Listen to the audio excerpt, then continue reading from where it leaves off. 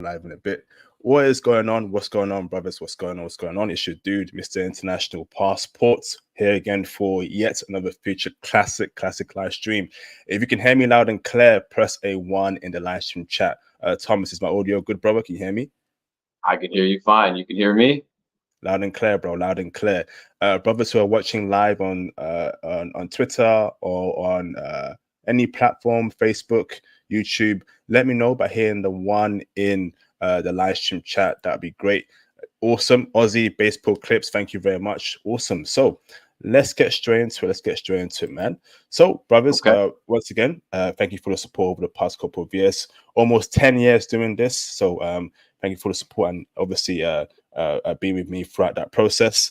If you're new to the channel, welcome. I embrace you with open arms. When you come in the stream today, hit the like button, please. Support. Join the Patreon, hit the super chats, hit the PayPal, and of course, join the Patreon for more crypto and stocks intel. And Python course coming July 2024.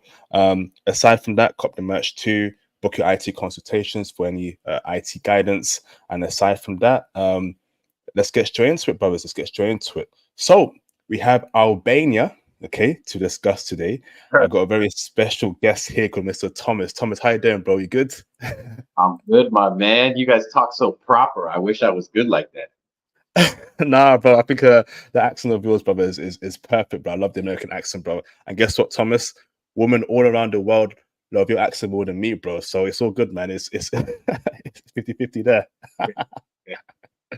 Yeah, this is the first time I've kind of settled down a little bit. I've been just going and going, but I was kind of looking for a place actually that I wanted to kind of settle in because I was just done with the whole America thing.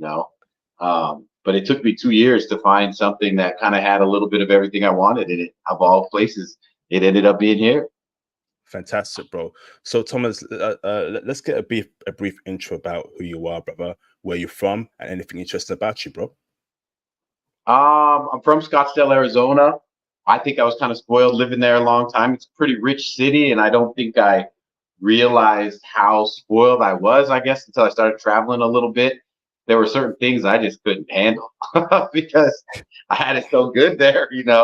But it's still was better as it definitely people, the culture and all that. But like in Brazil, I was a little bit like, ooh, this is a little impoverished for me. But that's just because I lived in Scottsdale way too long, way too long. I guess you could say I'm a serial entrepreneur. I used to vacation a lot, but I had this vacation mindset, right? And then COVID came around and my job offered me a 24-month leave of absence that paid me like 1/3 of my pay, and it actually paid my bill. So I got to sit around for a couple of years, and I had enough money. I was doing some big deals and brokering things, and I was in with some big dogs. And I just decided I'm just going to go ahead and retire. Well, during that time, I realized that retirement in America, anyways, is meant for old people because I ended up being in the cigar lounge every day with these 75-year-old guys still trying to be Mac daddies. And I kept looking at them like, dude, I can't turn out like this. Like, I can't turn out like this. And all the guys my age, they were still working. So that was all I had. What I will say, though, is those are old rich guys, and they taught me a lot of the money game in those cigar conversations. But I had enough time to myself, and I did it a little bit on purpose. I don't know if you've read any of Robert Kiyosaki's books, but he talks about when you retire to like really sit down for 12 months, like really do it. And I was like, okay, let's do this. And my mind was like my enemy and then my friend. And then we worked through all these things. Then I started getting on this self-improvement thing of all the little stuff I always wanted to do. And one of them was these. I wanted to get teeth, like veneer caps. And so I went to Europe. I went to Antalya, Turkey, because in Scottsdale, I got 22 and I ended up getting 3 bridges and 2 implants, right? In Scottsdale, it was $45,000. In Antalya, Turkey, it was $6,800, and then I obviously paid for the trip. But I mean, drastically different, right? So I go and it was a 7-day process, and that was really fast. I think the second day they brought me in, I thought they were going to do some more checking, and literally they have me open my mouth, and I thought I was going to do some checking, and all of a sudden I hear, zzz, and I'm like, oh my, they're going right now. And so 2.5 hours later, I got these little nubs, and they had made some like molds of my other teeth, and boom, off we went. Well, during that time, when I was finished, I felt great.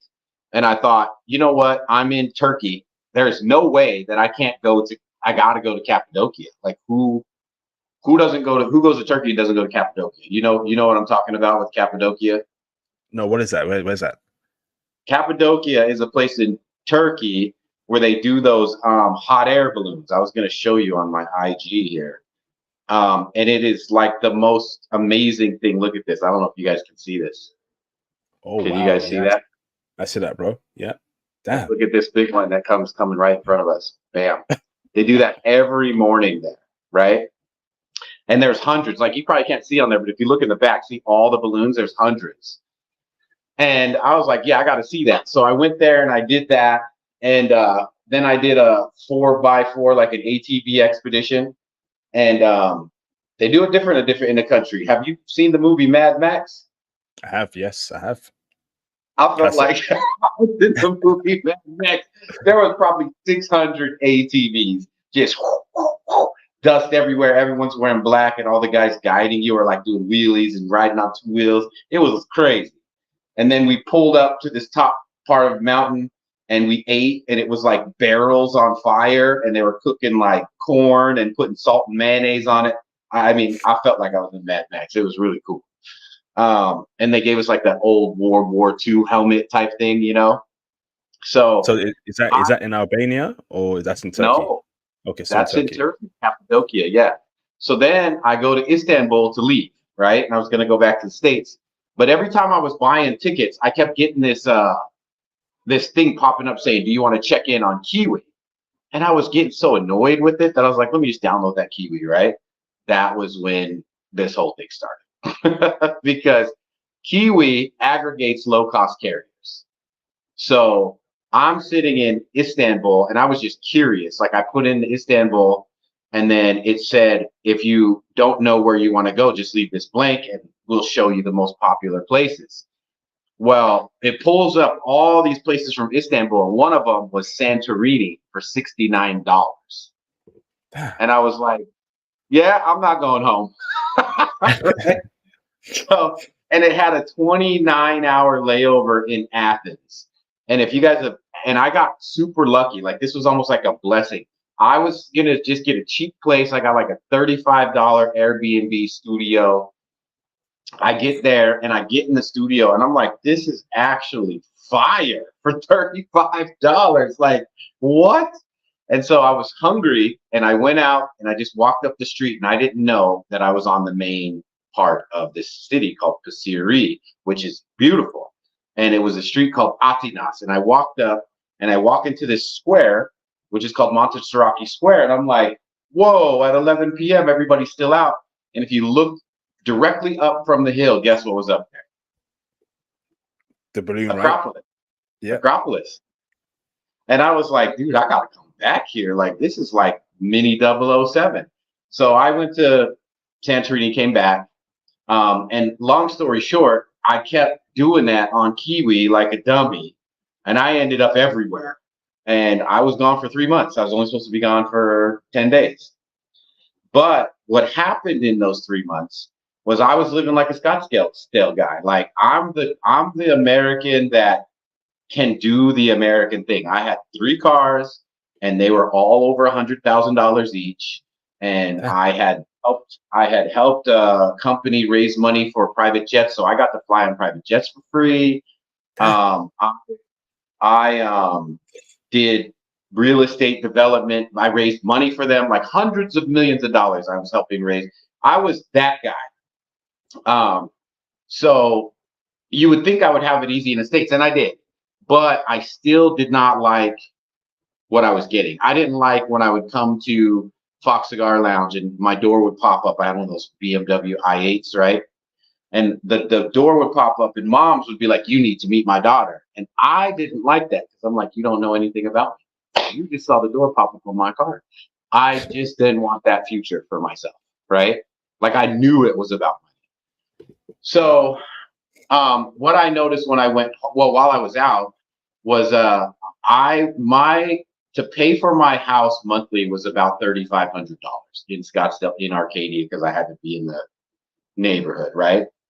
And this was just a townhouse. Like this wasn't even like a house. So while I'm gone, I'm spending $100 to $150 a night on hotels. And what I realized was when I would write that check home, or I would pay with my card for that house, the $3,500, I realized I was spending less money at hotels every single night with pools and hot tubs and maid service and free utilities, TV, Wi-Fi. I could throw my clothes on the ground. They encouraged it. And I'm in the best places. And I thought, yeah, this ain't right. You know, and every time I paid that, it was like a dagger. And then when I paid the car notes, turn the dagger, paid the insurance, turn the dagger, paid the utilities. How I had utilities when I was gone for 3 months, I don't know, right? So that got in my head. And I was like, because remember, my life was going to Cigar Lounge every day. I'm outputting almost 12K a month for just that. Something wasn't right. And I was thinking that. I'm like, this isn't what retirement is supposed to look like. Well, now I'm running all over Europe, spending less money, eating better. And I lost like 15, 16 pounds eating pasta and gelato. And if you've ever been to France, when you have their brunch, that first course is like an entire gigantic platter of pastries and bread. Still lost weight. So now I'm thinking more like, America's lying to me about something, right? Like I'm healthier eating like this, right? So then I go back, and I don't know how I left at the right time, because Shenzhen, you have to leave for 90 days after you've been there 90 days. So I didn't go over that miracle, because I would have had a lot of penalties. So I get home and my buddies were like ballers. So one of the dudes, he was so crazy with his money. He would wear like $100,000 outfits. He wore the DJ Khaled collection of Louis Vuitton or whatever that is. It's super gaudy, but it worked for him. Well, he had bought a new S550 or an S63 2024, and he paid like $230,000 for it, cash. And back in the day, I would have been low-key jealous. But now I was looking at that and I'm like, this is kind of wasteful. Like in these other countries, they're super walkable. And I had an S550, obviously not what he had, but I knew when I was in Porto, Portugal, I couldn't even fit that car down the streets. So it was completely useless. And I started saying, what's different? What's going on? And I started realizing that I was operating off of American culture because we're just gaudy, you know? And I thought, whoa. And I had this huge 90-inch TV, obnoxious. And I realized I'd watched it like 5 times. And I had a custom live edge table I had made from Italy just to bring people over. Guess how many people I invited in the 3 years I was there? 0. So I started thinking, why am I doing these things? It just changed me when I saw all the cost difference and the better way of living. And then as the days went on, I started getting sick to my stomach looking at the stuff I had for no reason, and so wasteful with money. I don't care if you have the money. You don't need to be wasteful. I don't care how rich you are. You don't need to pay more just to pay more. You know, because I hear people say, oh, you're going over there because you can't afford. I was like, better look at my IG and watch me on my little private jet before you say that. But it doesn't mean that you should spend that money. I learned that. It doesn't mean you need to spend it. Why? When you can have higher quality for less money. That is smart. If you're a businessman, that is smart. So that's when the big change started happening. Well, I had to pop back out to Europe for something, and I came back, and I went out with the boys again, and we were out super late. And in America, we have Denny's and IHOP super late, right? And so we went, and I had this thing called a Moons Over Miami, which is like a super crazy, greasy sandwich. And I ate it, but my body was used to what you're eating, like more healthy food. And I woke up at 4 o'clock in the morning, and I have never puked like this. Like it went up, and it was all over the walls in my bathroom and everything. And I was just like, you know what? If I'm poisoning myself here too, and I love myself, this is not it. This is not it. And it wasn't but 3 weeks after that, I sold everything, sold the cars, gave away a 21-foot truck worth of furniture, and I left. And your house too? You sold that to your house? Everything gone. Well, I was just, yeah, I was ready. But you have to see, like, you have to know, like, I was already feeling tired of America. And then when certain things made sense, like the money and the health is the one that really hit me, because I had an eye problem. I had something happen with my eye where you get this like gray dot in front of it, and you have to like look around it. And I was in Turkey, and they fixed it. Like, he gave me an OCT scan. I ended up having to get a needle injection in the eye, $150, done. He gave me this prescription. It was $2.86. When I got to America, I messaged him. And that's another thing in America. You don't have your doctor's phone number directly. I had his number, so I messaged him on WhatsApp. Hey, what was that prescription? He tells me the name of it. I go to Walgreens. That's what our pharmacy is there.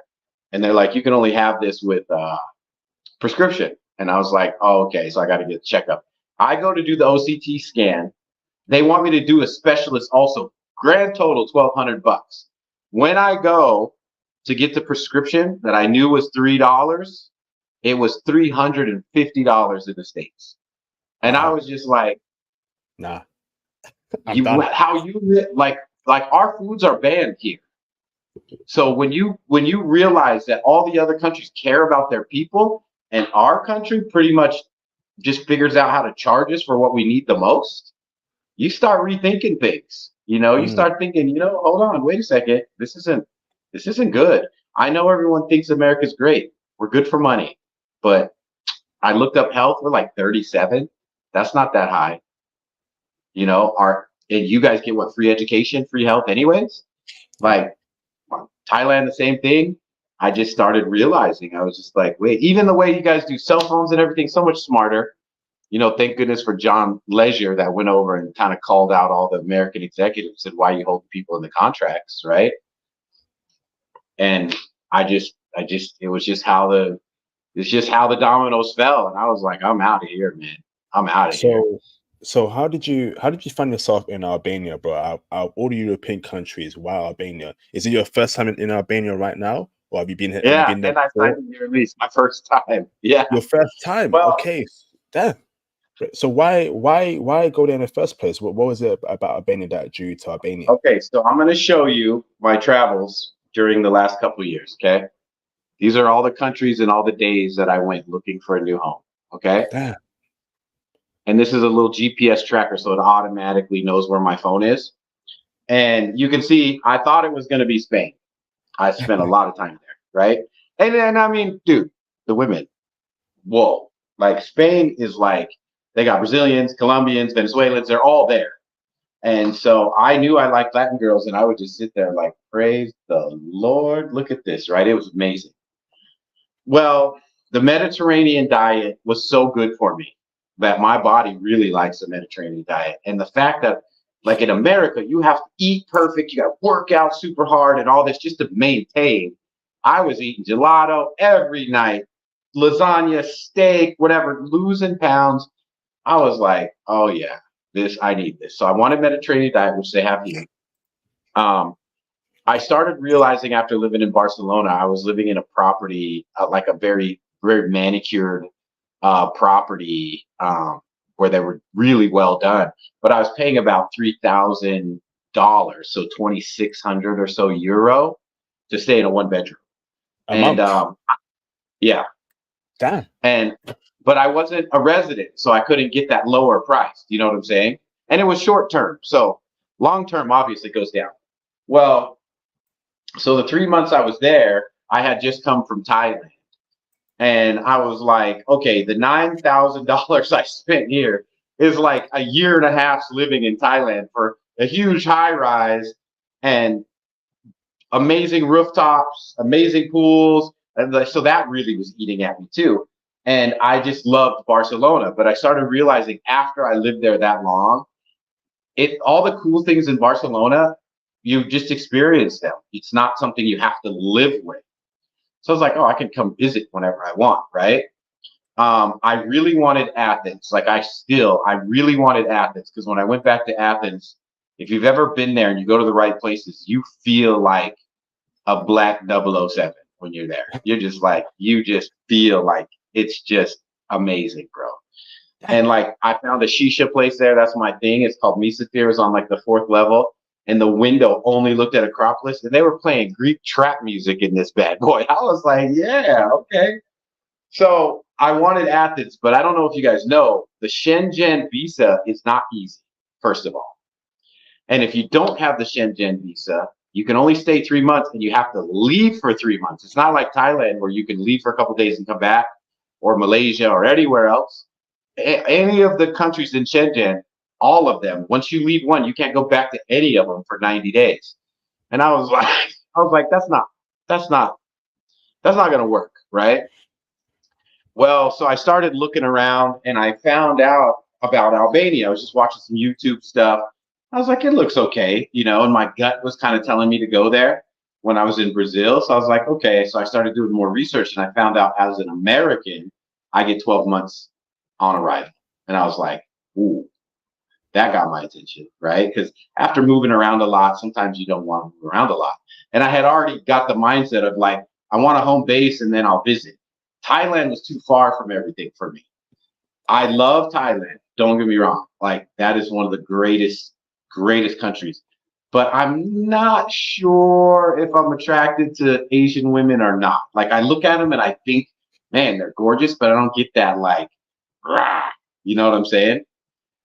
So, and I thought that's too far, because all of my visiting will be like Maldives, which is cool. But if you've ever been to Maldives, you're stuck on this little island and you're paying thousands a night.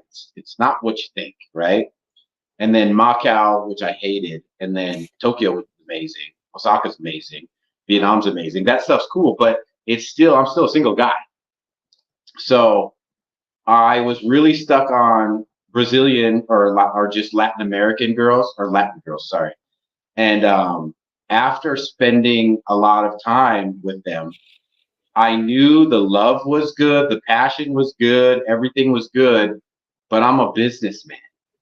And I had questions about the fiscal side. Does that make sense? Yep.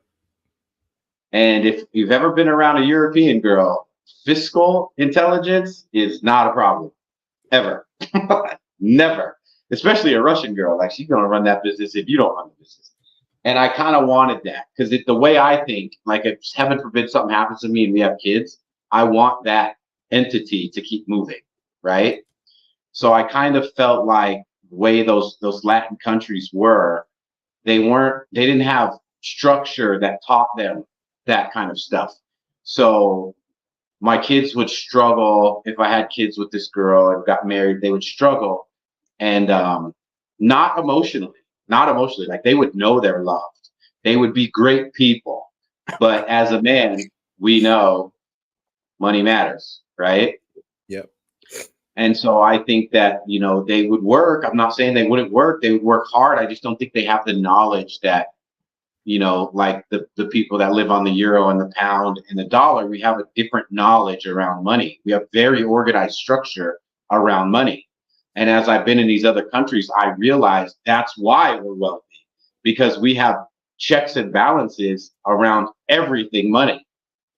And that's why it works well. And I thought, okay, so I started thinking maybe I would look at some European girls. But after Brazil, I fell in love with those people, man. I had a hard time. I was emotional leaving. I thought, I can't leave these people. These are wonderful people. Have you ever been to Brazil? Never, bro. Never been there. These people force you pretty much to be their friend. And then once they're your friend, it's like they love you. Like, I didn't even answer the phone sometimes because I was like, I just don't want to go out. They just They call you, let's go out, let's go dance samba. I swear they could dance for 48 hours straight. I don't know how they do that, man. I tried. I made about 2 hours. My legs were sore and they were still going. And I was like, what? And samba is free. Someone comes out and starts a samba circle, and all of a sudden the whole city shows up and shuts down the streets.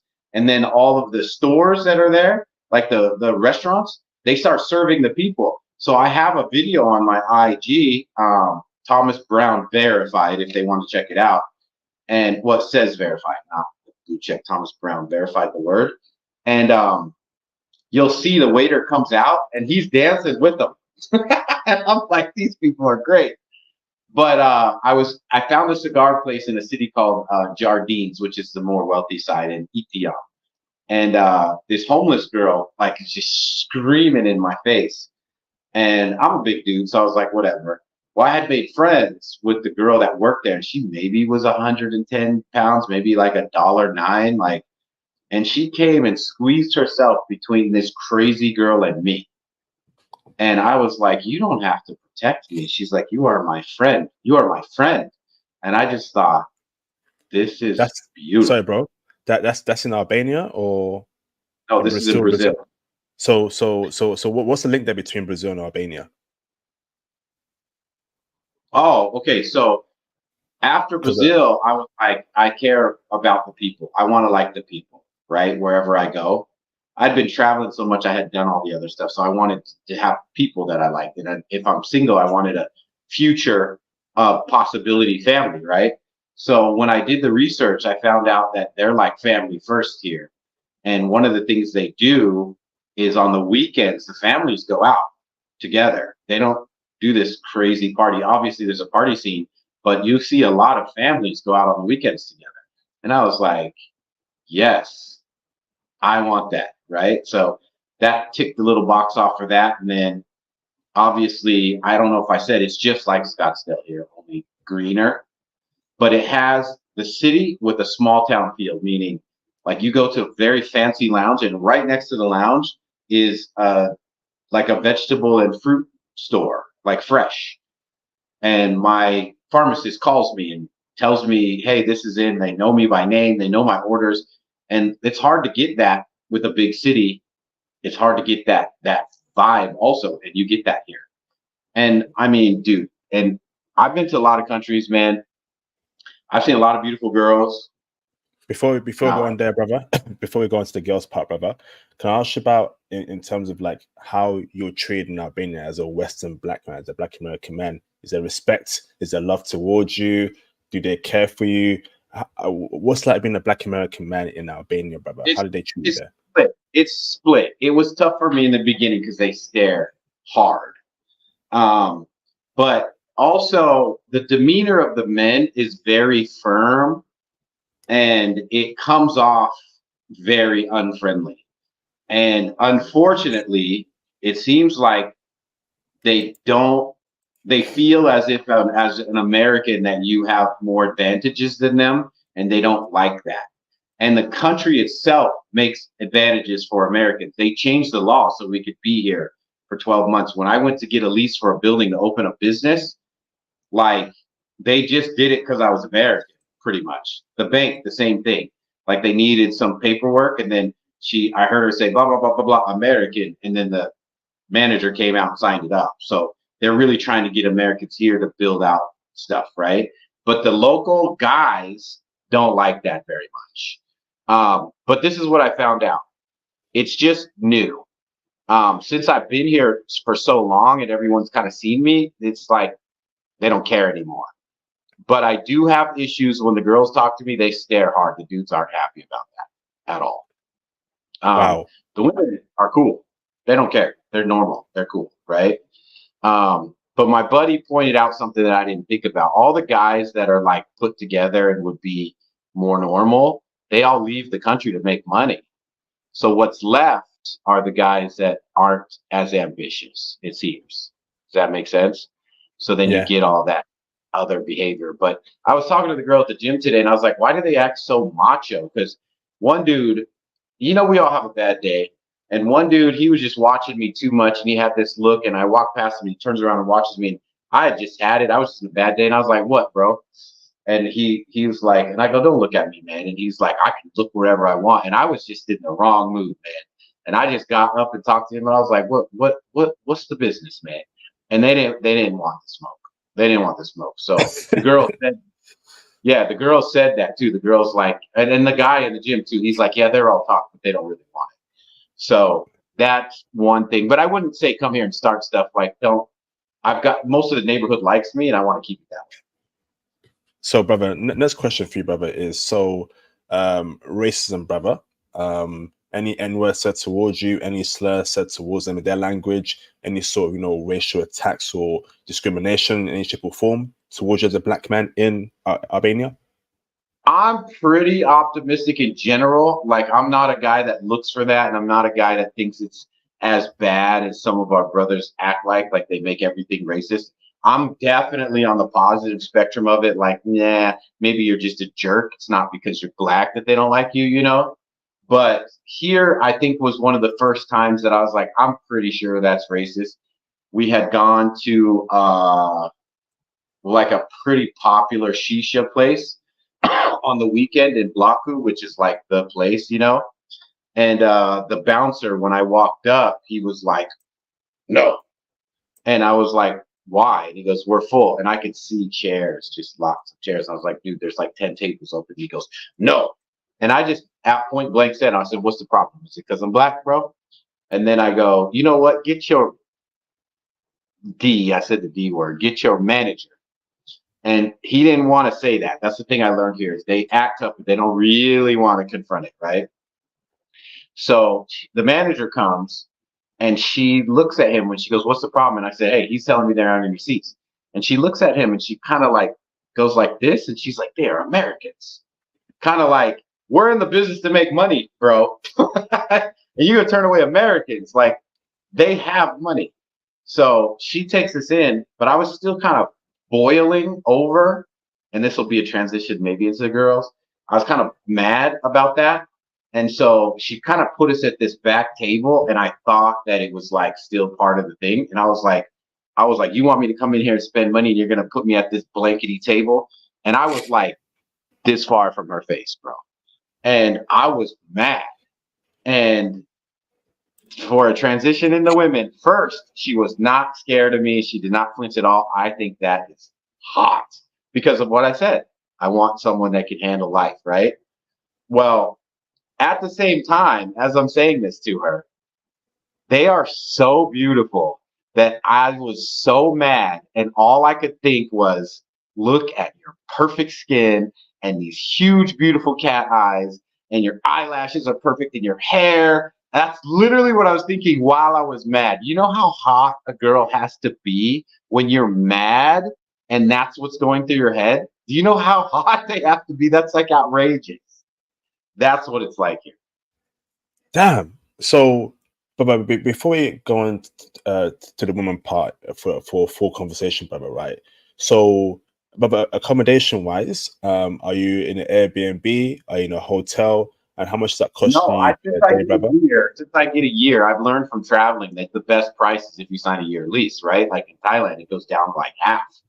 And so I signed a year lease and I paid what, 650 euro, which is for me nothing. That's amazing. They say this Brother, is expensive. for 1 year, 650 for 1 year, 650 650 euros a month. a month. Yeah, Okay, damn. Is that for an apartment? Is that Airbnb or hotel? it's an apartment. Damn. Okay. One bed, decent size. But also it's in one of the newest buildings here at all. Like downstairs, like I just go down the elevator and walk out the front door, and to the right, 5 feet is a Jangoli. The Jangoli is a grocery store in my building, 2-level grocery store. My gym is in my building. It is $200 a month for my gym, but if you see the thing, it is the most glorious gym I've ever been in my life. Spa. They have like light therapy, like everything. And I'm all about this right now. So I'm like, do it. Because when I do the monthly Airbnbs, I pay about 1,200, and that's on the cheap side, right? So I'm getting a full gym at $200 a month, plus my rent and utilities for less than I was paying monthly with short-term Airbnbs. And everything's around me. So I love it. I love it. Amazing, bro. Amazing. So, but when it comes to cost of living, right? When you compare Albania to America, is Albania more expensive? Is America more expensive? Which is cheaper? Break it down for people, cost of living wise.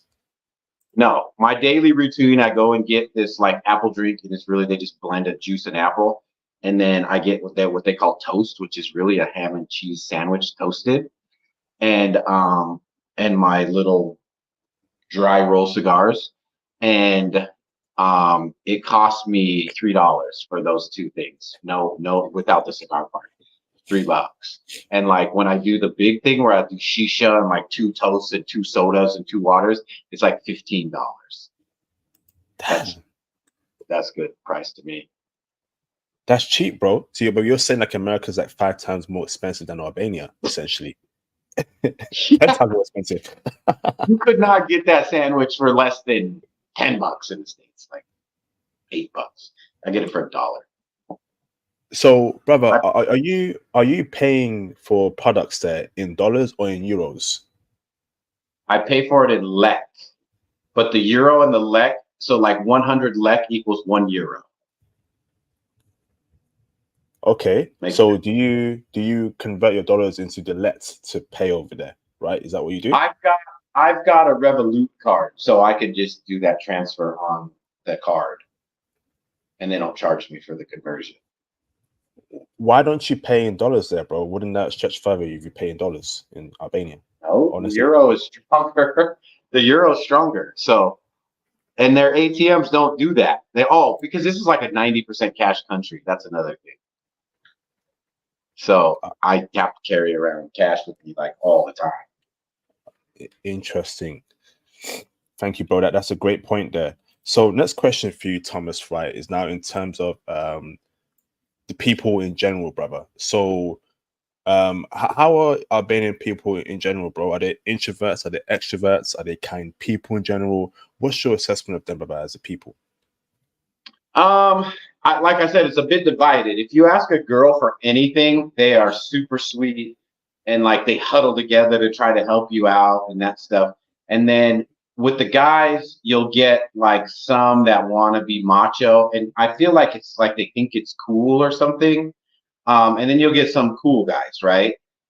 Because one guy was watching me as I was walking the crosswalk, and it was irritating me, and I just threw my hands out like, "What?" And he goes like this real quick, and then he looks at my hand, and I changed it to thumbs up, like, "Oh, I didn't know," right? And what I found out is here, if you look someone in the eye, it's considered aggressive. I didn't know that. So that's why he was watching me like, what, bro? You know, like he didn't want the smoke, but why are you looking at me? Like, I didn't know. He was thinking the same thing I was thinking. Does that make sense?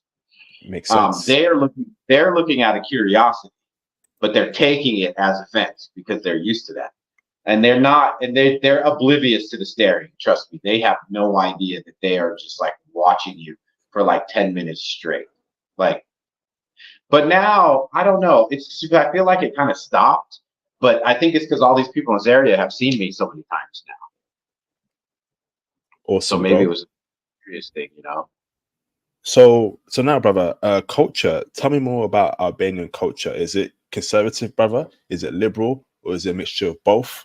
Where's leaning, brother, towards politically? Is it conservative or liberal in Albania? Where you're it is very traditional, conservative. The women are still very traditional, and it's amazing to think that when you see how beautiful they are, because they could probably get away with a lot more, but maybe not in this country, because the men are, like I said, there's this big macho thing, and I've seen like at the cellular place, this guy was just yelling at the lady, and it kind of upset me too, because first of all, I didn't say anything because I didn't know what he was saying, so I'm watching the people to see. And then and then one of the other reps kind of went in on him, and I started realizing, okay, he's the bad guy here. So I positioned myself where he knew if he wanted to get overly aggressive with her, he might have a problem. And he was all over her, just rude and loud and yelling and throwing his hands up. And then right when he looked at me, he just looked away. And I was like, bro, if you're brave because she's a girl, that's despicable. You're going to be a jerk all the way around. You know what I'm saying? And so that I didn't like it. I saw it at the bank too. And the part I didn't like above all of it was everybody's used to it. because I asked the girl when I got up to the teller, I said, "Are you okay?" And she's like, "Oh yes, it happens every day." And I was like, "What? Coming from America? No way, right?" And the men, yeah, yeah. But I will say, like, it opens the door for me because they've even told me, they're like, "Wow, like you can talk to us." Like they don't talk to us; they'll come up. One girl was even making fun of the guy, saying, "If a guy comes and talks to us," because I see them staring at the girls, they want to talk to the girls. And she's like, "Yeah, but if they come talk to me, they'll be like, 'Give me your number.'" Like she literally sat up, she's like, "Give me your number. I might text you later." She was making fun of them like they're too macho. I don't know why they do that either. Interesting, bro. So, but when you say traditional conservatives, a women that are not, they're not, wearing, they're not showing too much skin. They're in long skirts, brother. They're not 3 or 4s like that, brother. It's very traditional society, brother. But in terms of women, brother, how they move. They show their abs. That's about the most skin I see. Which is perfect. That's a kind of that to me is okay. It's not like advertising, right? And they're just, dude. I don't. They're good down to the toes, bro. Like I was looking, just trying to find a problem, and I couldn't find a problem. Like, you want to see a little clip I took from today? Yeah. When I was, look at this.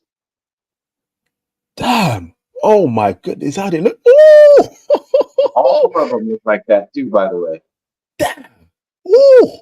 Okay. That Okay. is every day, all day, 30. It feels like it's 30 women to 1. Hey, brother, I'm super excited, right, to get to the women part, but I just got a couple more questions here, bro. Okay. So, now, brother, next question for you, brother, right, is now in terms of transportation, bro. So, how do you move around in Albania, brother? Is it mostly Uber? Is it subway? Is it bus? What's the best way to do so, bro? There's no Uber here. So they have a taxi app, but it's still cash. They have one company that takes credit card. And for the most part, it's old enough that I just have a taxi guy's number and he just comes and gets me what I want, kind of deal. But the city's so walkable. I've only used taxi like twice. Like everything I could want is within 5 blocks of me, and I haven't even seen everything that's in 5 blocks. There's so much stuff. Interesting, bro. So you're saying that if I was to book a trip there tomorrow for transportation, I'd have to use a lot of taxis. I have a taxi driver, or drive myself, or walk. Yeah, Buses, drive yourself, walk, or a subways, taxi driver. trains. No trains at all. Well, they have buses, but the bus is like, I don't know if you've been to. Have you ever been to like the Virgin Islands or anything like that? The bus is like a van that comes by, and you just kind of wave them down and get in it. I see. Yeah, Makes but it throws you off though, because you look around and you see they're building all these high rises. If you see, like, if you watch my YouTube, I just put up one of my, like, a typical day here in Tirana. When you see my building, you're gonna think, "Whoa, this is like super modern." So it's like an interesting like growth that it's going through. awesome, bro. So, brother, food now. I think that's very important. How is Albanian food, brother? Is it tasty? Is it good? And if so, brother, what's your favorite cuisine there in Albania? Okay, how do I explain this? There's a lot of German food, Greek food, and Italian food because they're only like 1 hour away. Italy's or Greece from Corfu is like a 40-minute ferry, hydroplane. And so, I have a nutritionist right now because I'm trying to get in a certain form. And he was telling me to read the labels, and one label was Greek, and one label was German, and one label was Albanian. It's everything, but it's still Mediterranean, which is what I want. So you see Euro places here. You have authentic Italian places here. The only kind of Albanian place, I met an American girl. She took me to an Albanian place, and it's like a restaurant that cooks like platters of meat. So like if you order something, it's like a whole platter of meat. And I was like, ooh, I can do this, right? And then if you want vegetables, you order a separate platter of vegetables. And it was real traditional. That was really cool. And that was probably one of my favorite places to eat too. Okay, awesome, bro, awesome. So next question for you, brother, right, is now language. So how do you communicate there? Is it mostly English? Do you have to learn the language, or is English enough, brother? I'm trying to learn the language to be, courteous, but it is hard. And it's one of the most ancient languages I found out. So, like to say thank you, you say fala mederet. Like that's a lot for thank you. And if you say goodbye, you say meri papsham. The only thing that I think is funny is like yes and no is po and yo. And I remember that because I love chicken in Spanish and chicken is pollo. That was the only words I know, bro. But everyone speaks English. And then the girl at the gym, I call her my Turkish girl because she looks Turkish, but she's really Albanian. And I was telling her, like, yeah, I want to learn language to be courteous. And she's like, why? And I go, what do you mean, why? Like, why wouldn't I? And she goes, it only works in Albania. She goes, we learn English because it works a lot of places. She goes, it's kind of a waste of time. And I'd never really like seen it that way. Wow. But Tirana, a lot of English. If you get out to Tirana, Vlore, all that, it might be tougher. So you're saying, so in the capital, Tirana, English, outside of there, probably be that language mostly, bro.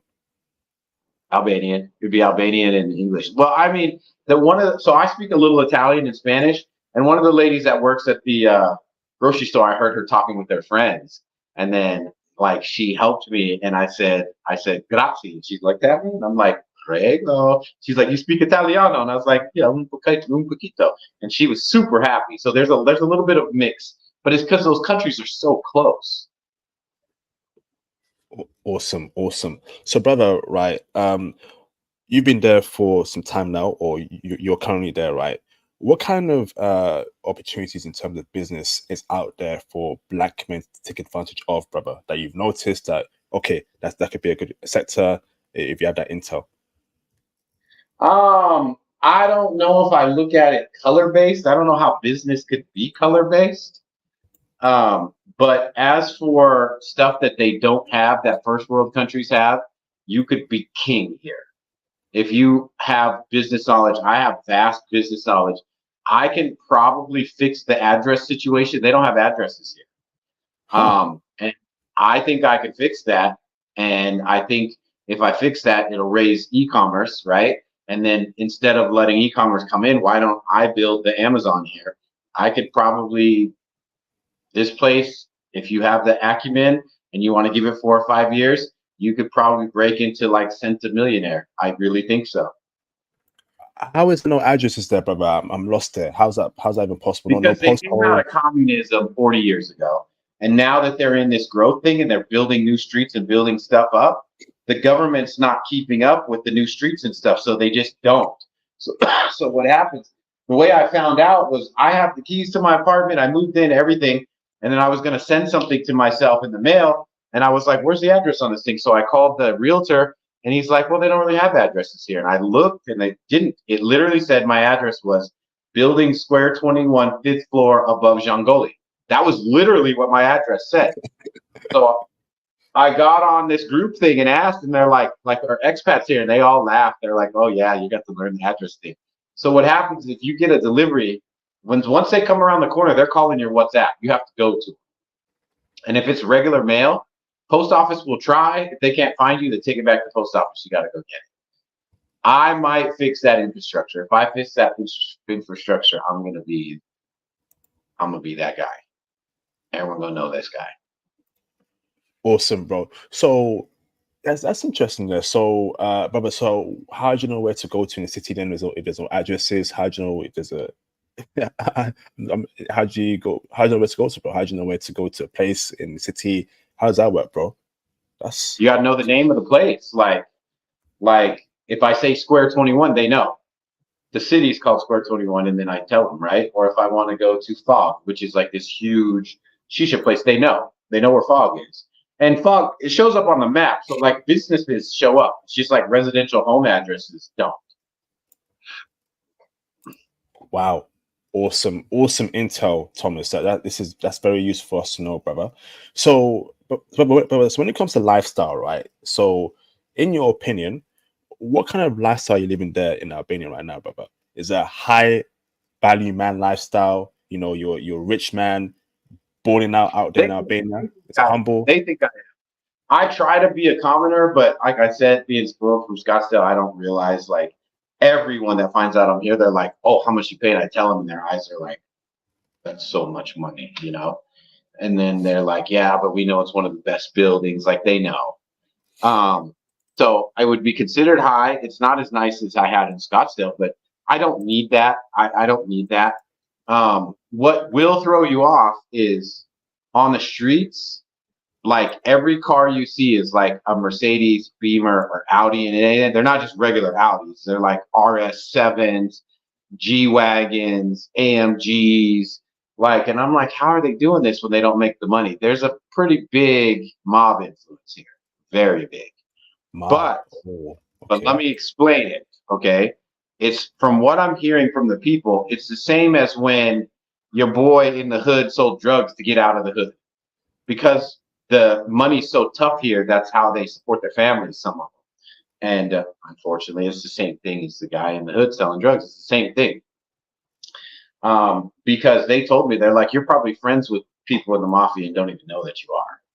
They're like, if you don't cause them problems, they won't cause you problems. And that's what I've seen.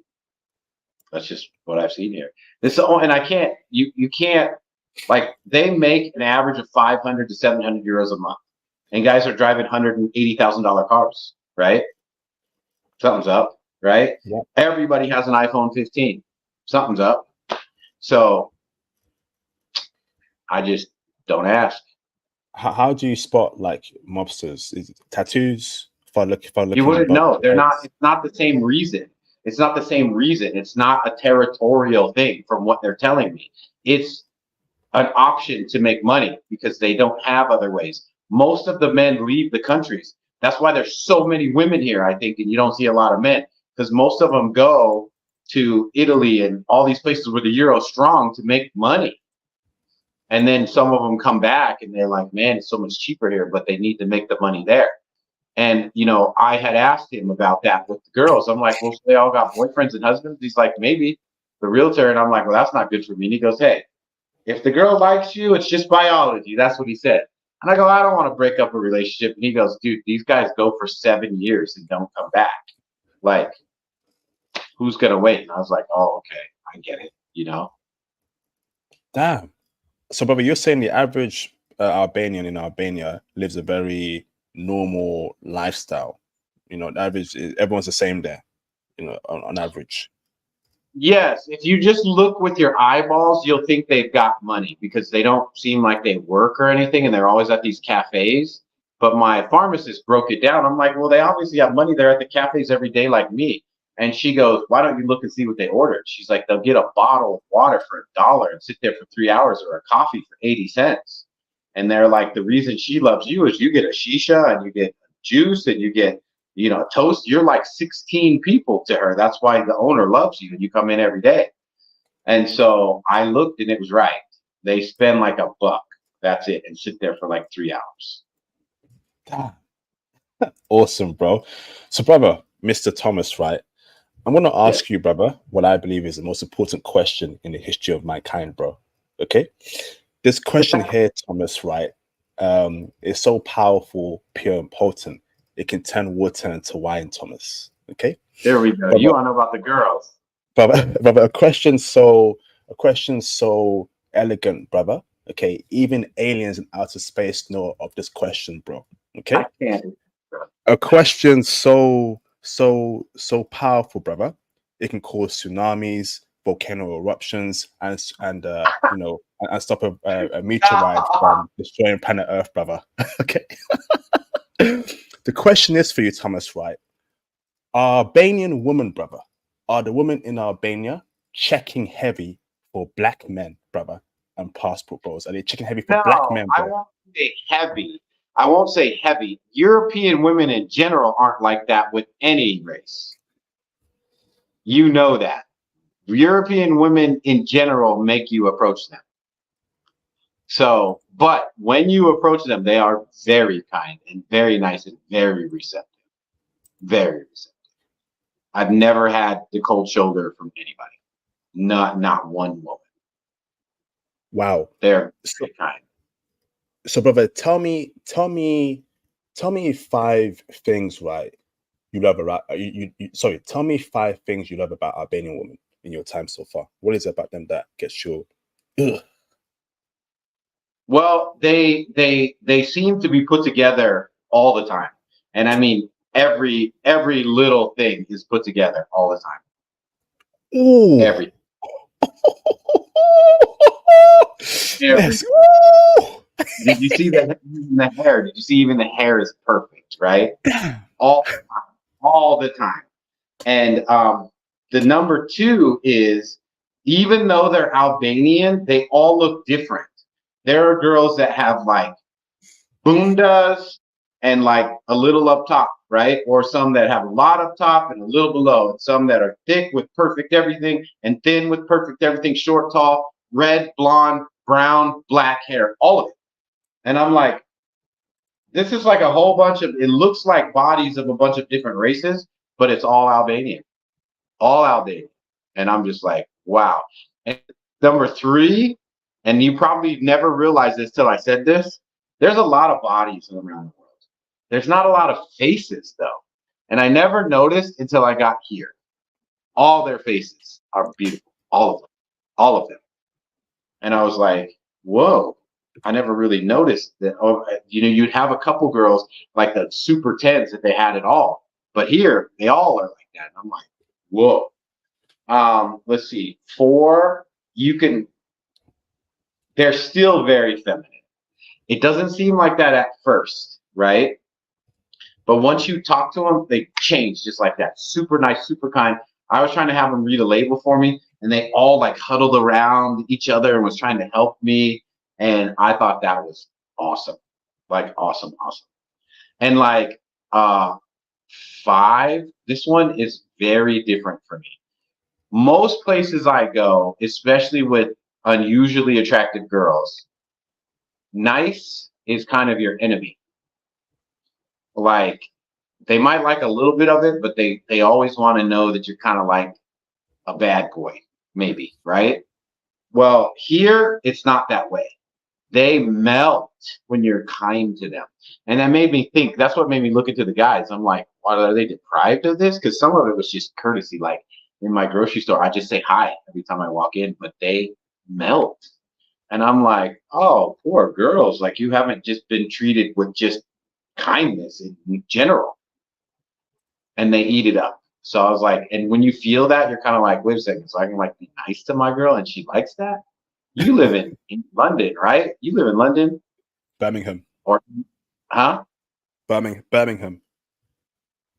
Okay, Birmingham? but yeah, but they're kind of like American girls, if not more westernized. The game there is like, make them wonder if you even saw them, right? Like, that to me is so backwards. Like, why do I want to do that, right? Like, when you have a relationship, don't you actually want to know that you like each other? Don't you want to be nice to each other? Isn't that the one place that you want all the love and kindness and everything is right there? And here I noticed that, like, the girl that at the grocery store, she blushes every time she sees me because I'm just like,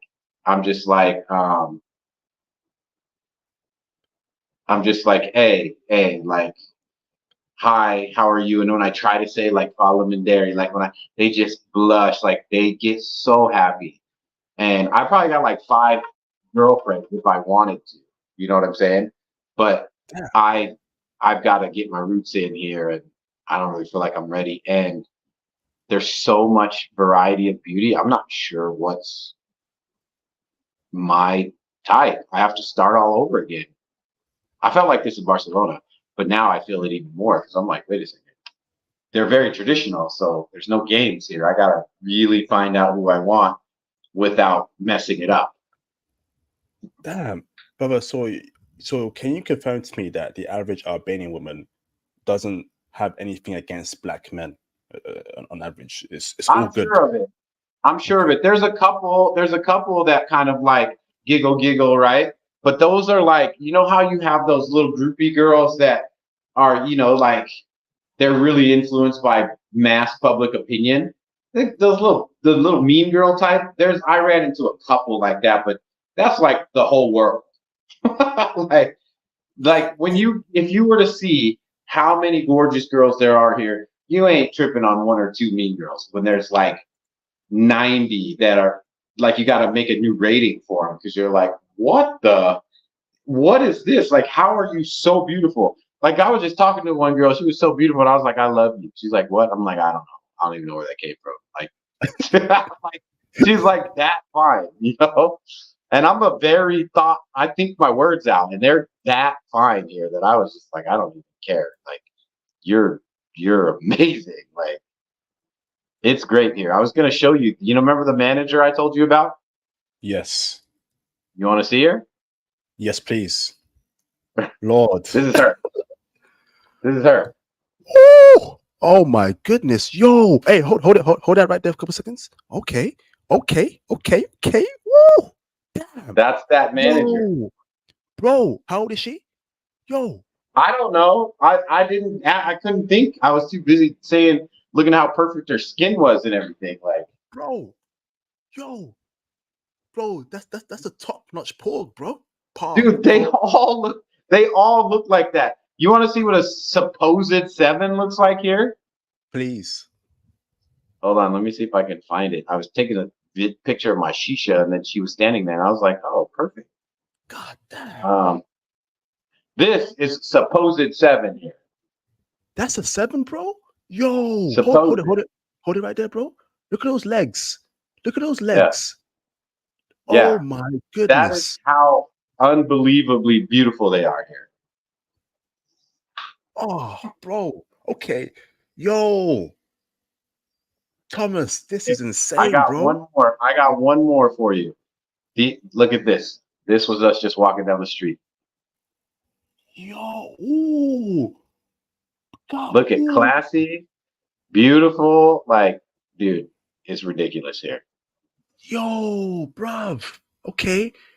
Yo. No one ever believes me till I show them. And then they're like, just like you, they're like, whoa.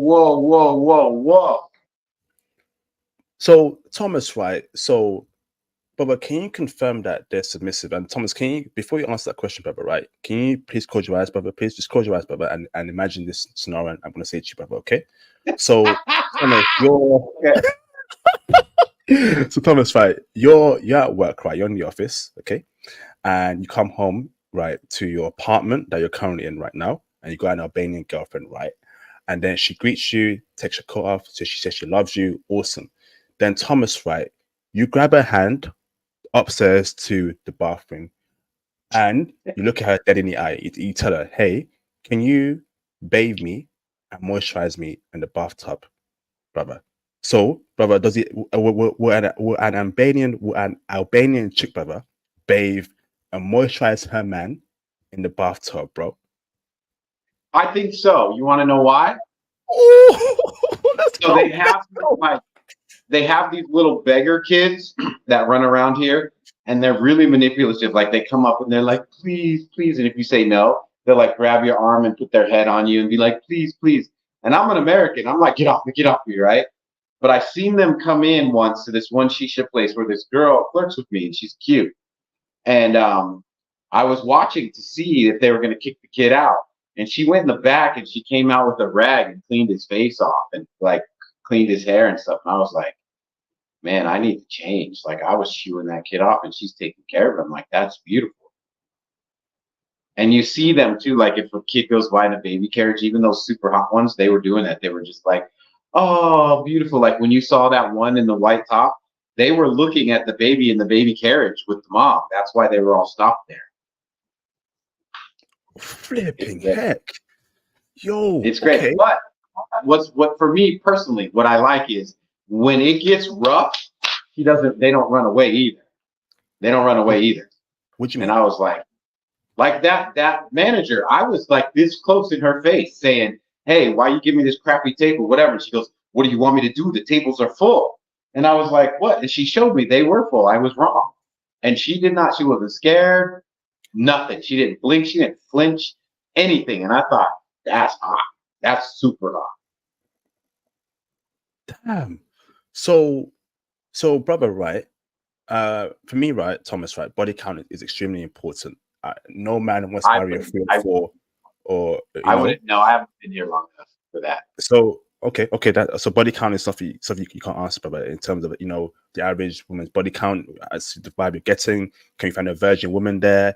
Do they have low body counts? Is that stuff you can't answer at the moment? I think if you went to like Berat or something like that, like the other parts of the country, I think you would absolutely find girls like that. When you watch them, like when you saw those little videos, they weren't. There was this dude that walked by that looked like Superman. They didn't even look at him. They don't care. They've got that independence that Europeans have, but they've got the old school of being from Albania. Wow. For me, that's a perfect thing. Like my buddy, when I told him the story about her not flinching and just telling me off, he didn't like that. I thought that was sexy. So, brother, let me ask this right. So, tell me things that you don't like about Albanian women that you've noticed. 5 things, if possible. That I don't like about them? Yes. I can't say much. Like all of my perceptions, they're all dead now. Like I thought that they would be like big money girls, but like when you're in a country like this and you've got the pound like you do and the dollar to me, what they think is rich is not rich to us. So we don't feel like they're a gold digger at all, if that makes sense. I did see some stuff that was questionable. Like one of these ladies had that like Mercedes strollers, that one that looks like a bassinet that's in the movie. I'm like, that's like a $5,000 stroller. But again, that might be the organized stuff, you know?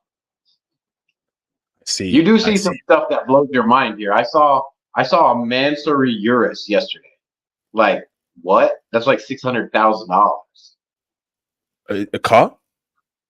It's a Lamborghini Urus, the SUV, with a Mansory kit on it, which the kit alone is $150,000. All carbon fiber. It was wild. Wow. And the dude would be like 29 years old. Damn. So Thomas, I want to respect your time. You said an hour. Now, do you want to go on for a bit longer, brother, or do you want to end it here? It's up to you, brother. I definitely want to respect your time, bro. I'm okay if you got more questions.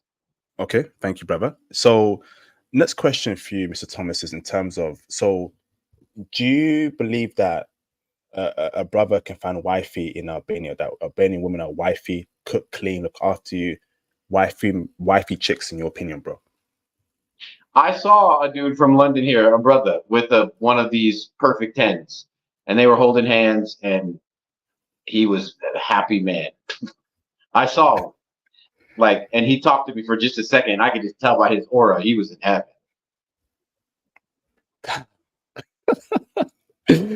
Woo! Interesting, bro. So, brother, is religion a big thing there in Albania amongst the women, or no? No, because during communism they killed it. You weren't allowed to have religion. So even though there's a lot of the like Muslim and all of these other things, they became a like non-religious, maybe a spiritual place. But they're very just because when the communism was here, it wasn't allowed. And so all these generations grew up not allowed to have religion, really. So they don't even look at it that way. Okay, brother. So, brother, where are the best places or spots to find a girlfriend in Tirana, brother? Is it the coffee shop? Is it the museum? Where even know it's where women congregate? It's the coffee shop, the cafe, and there are thousands of them.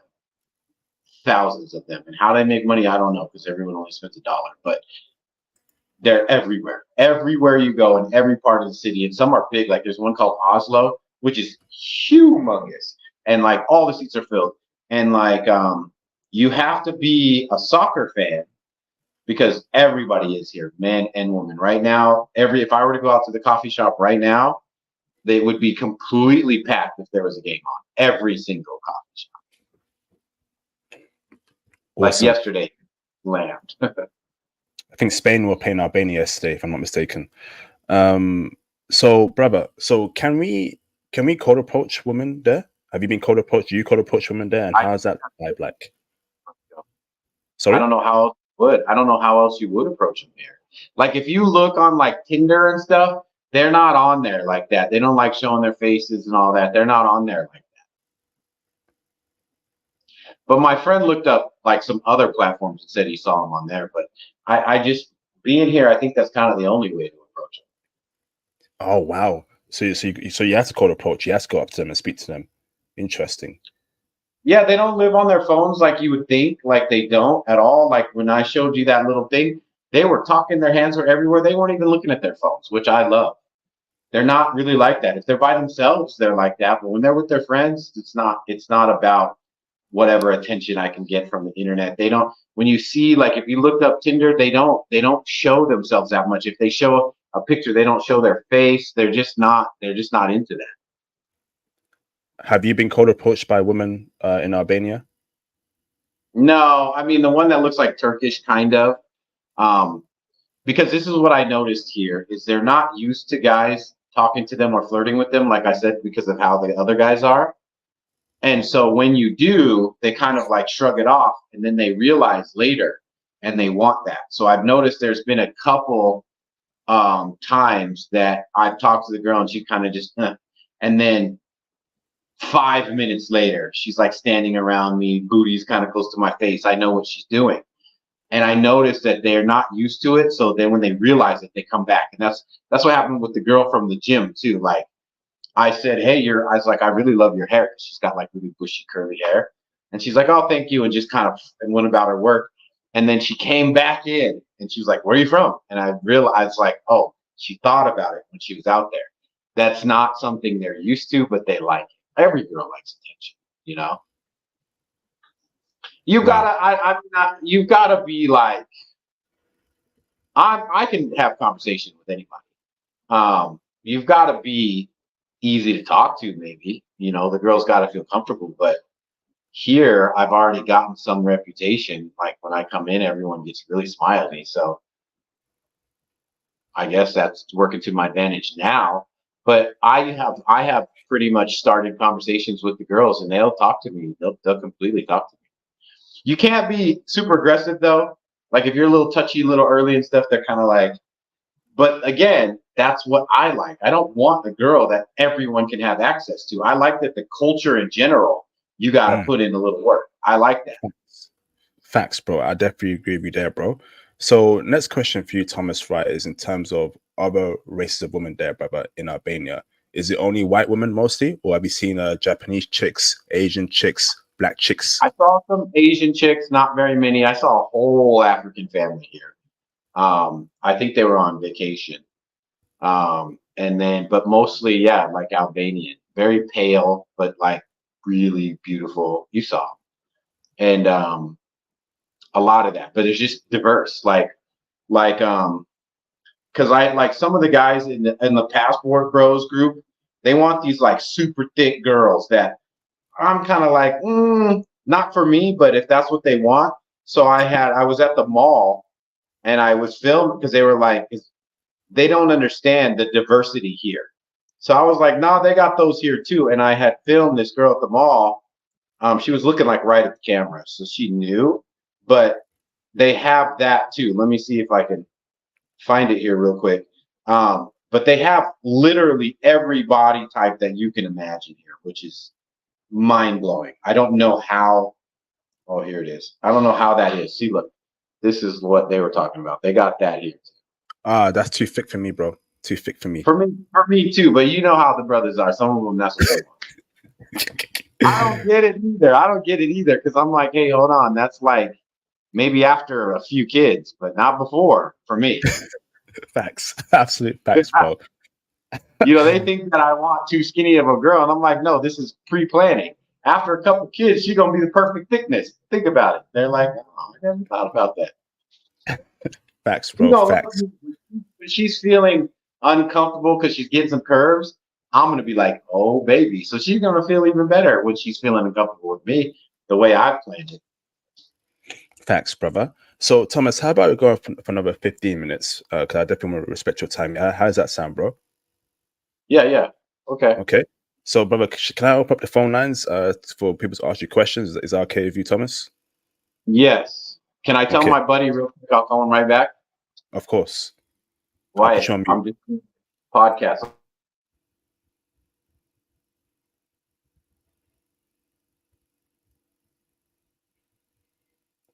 All right, brother. I put you on mute there for your privacy. Everything good? Are you off the phone? Okay, awesome. All right, I'll put you on mute there for your privacy. So let me open up the phone lines. Okay. If you have any questions for our guests, please call in now. If you can't call in, put your questions in the super chat or PayPal. We have 15 more minutes here. We don't get Albania much on the channel. It's a very rare country. I think Thomas is the first black man ever to visit Albania. Ain't you, bro? I go to random places. I went to Malaysia and everything. I go to random places. Awesome, man. Awesome. As brothers, calling if you have any questions. So while we wait for caller, I have another question for you, Thomas, right? So, brother, so I'm assuming that, you know, you may see yourself actually wifing up an Albanian chick, brother, in the future. We'll see. We'll see. Like, I haven't really gotten in and chatted with them enough to see like how the chemistry and stuff will be. But this place has taught me that beauty can help a lot. When I was yelling at that girl and I was only thinking about how beautiful she was, I went home and thought, that's probably pretty good for arguments. That's probably fantastic for arguments, you know? Like it's strong enough, the beauty here, that I would rather have that than the argument, if that makes sense. Awesome, brother. So, brother, in terms of like dressing, right? So, what kind of dress sense have you noticed that Albanian women love? Do we come through wearing Sean John jeans, Echo coat, Timberland boots? You know, They're very classy. They are very classy here, all the time. So how do we dress them, brother, to attract them? Is it polo shirts or is it jeans? What do we wear, brother? Oh, so Albanian guys, it looks like they all wear. Have you ever been to Istanbul and gone to the bazaar and bought all that fake clothes? That's kind of what it looks like they wear. All black shirts, black shorts. My friends were making fun of me. They're like, "You're an Albanian," because I just wore my Nike shorts and a black shirt everywhere, and I just didn't care. And they're like, "You are such an Albanian." I get my haircut the same way they get their haircut. But because they're so beautiful and they do everything right, they all smell good too. So I went and bought some cologne because I was like, if it affects me like that, I want it to affect them like that. And I've been moving towards like cleaner look a little bit, but I still want to hold on to me. But I've been cleaning up my look a little bit because they're so classy here. Like you should see some of the like wives that are older. They look like movie stars, man. I'm just like, wow. Like they are so classy here. Damn. Crypto and Focus, can you turn your camera on in the background? So I know you're not a troll. Shout out to Josh John for the support. He says here for you, bro. How do Albanian women view Latinos? I think color in general is kind of new for them here. So you have to kind of check yourself because they're very curious. The girls, they won't even look at you twice, but the guys will. So, and I think it's a combo of, especially if they think you're American of any kind, I think they feel a little, they don't like that because they think, they're all trying to act like they've got a lot of money and they pretty much know Americans do. So they don't like that, if that makes sense. Awesome. Crypto and Focus, you're confirmed. Camera off, please. Let me bring in a caller for you for a question, brother. What's going on, Crypto? How you doing, bro? Hey, what's up, IP? How are you? Oh, good, brother. How are you? I'm good, man. Thanks for asking. The bro from Albania, from Scottsdale. What's your name? Thomas. Yeah, nice to meet you, Thomas. So my big question, man, I'm very interested in the Balkans, and I would say Turkey as well. So from your time in Albania and your time in Turkey, how would you compare those two countries? Not even close, man. I wouldn't go back to Istanbul. I'd go to Antalya, I'd go to Bodrum, I'd go to Cappadocia, but I would not go back to Istanbul. Why not? Here, okay, so here I was at the bank, my wallet fell out on the couch, and I was over here. The security guard came and told me, "Hey, get your wallet." And all these people were standing in line, and I have a huge wallet because it holds my passport. Didn't touch it, don't care. You'll see people, girls get up and walk across the street, leave their purse and everything. In Istanbul, just cleaning my shoes, I felt like was a scam. Like when I got into the taxi, I was like, meter. He's like, no. And he drives off. So I'm stuck in the car. I had to get out at a stop sign. He was going to try to track me into it. And I was just like, listen, this is too much all the time. And I stayed there long enough that I started feeling it creep in me, where I didn't trust anyone, and I was starting to turn into that. And I was like, I got to get out of here. Here, I see cute things and stuff like that. I would rather see that kind of stuff. And then it is night and day. Like, this is wildly safe. Like, wildly safe. Like, I walk around holding my wallet and my cigars and all that together like this in my hand. Someone could just snatch it, and I don't even worry about it here. And then one more question, Thomas, and then I'm done. So I've seen this on Twitter, on X. So I have heard, and I'm not like a big race guy, but I've heard that Albanians could be a bit racist. In your personal experience, is that true? Yes and no. Okay, so some of it, since I've been here long enough, it's more of an intimidation because they feel at like an inferior country in general. And so I was asking the girl that I call my Turkish friend that's really Albanian. She was trying to explain to me, she's like, you might be getting some backlash because for many years, when we would go to other countries as Albanians, they would treat us in a racist way. And so they kind of like felt like other countries were like that. So they kind of like backlashed a little bit. And the reason I know is because what I've learned to do, when you have a good day and you just do everything right, sometimes when they're staring at me, I'll just go like this, what's up? And they just light up. Like, they want to be nice. They want to be your friend. They just don't trust it. Okay. All right, man. I appreciate it, Thomas. Appreciate it, IP. I'm going to drop off. But let me add to that, though.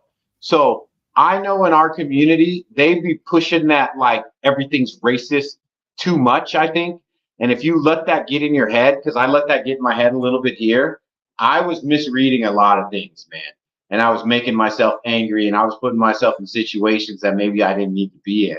And then when I kind of backed up and I kind of looked at it, because one guy, I threw my hands out like, what? And he goes like this. And then he looked at my hand, and I changed it real fast, realizing that he was saying, hey, you don't understand that staring eye contact like this is considered offensive. But when he went thumbs up, he's trying to say, I'm cool with you. So I was taking it, and I'm like the furthest person from taking that stuff racist. So if you have any of that in you, I think you'll struggle here because they don't realize that they're staring. They don't. But if you watch them close, anything that looks weird to them, like a car or a bicycle, they'll stare at it the same way for like 10 minutes straight. Awesome, bro. Awesome. I've got another caller. Let me bring in Ninja 55 in the background. What's going on, Ninja? How you doing, bro? Hey, what's up, IP? Hey, what's up, Thomas? Yeah, I would like to know now, out there and everything, are there? I'm just gonna say, are there some Greek women out there, or no? You don't know. Yeah. You can't really tell. There are and there aren't. So the euro is much stronger in Greece. So there's not really a reason for them to come here unless they can make online money. There's not really a reason to come. But I mean, Corfu is a 40-minute ride from Vlore on a boat. So just go there if you want to go there. Oh, you've been to Greece before? Oh, I've loved Greece, man. I've been to Santorini and Athens is like my favorite. So both Albanian and Greek women are the same. They're nice and everything.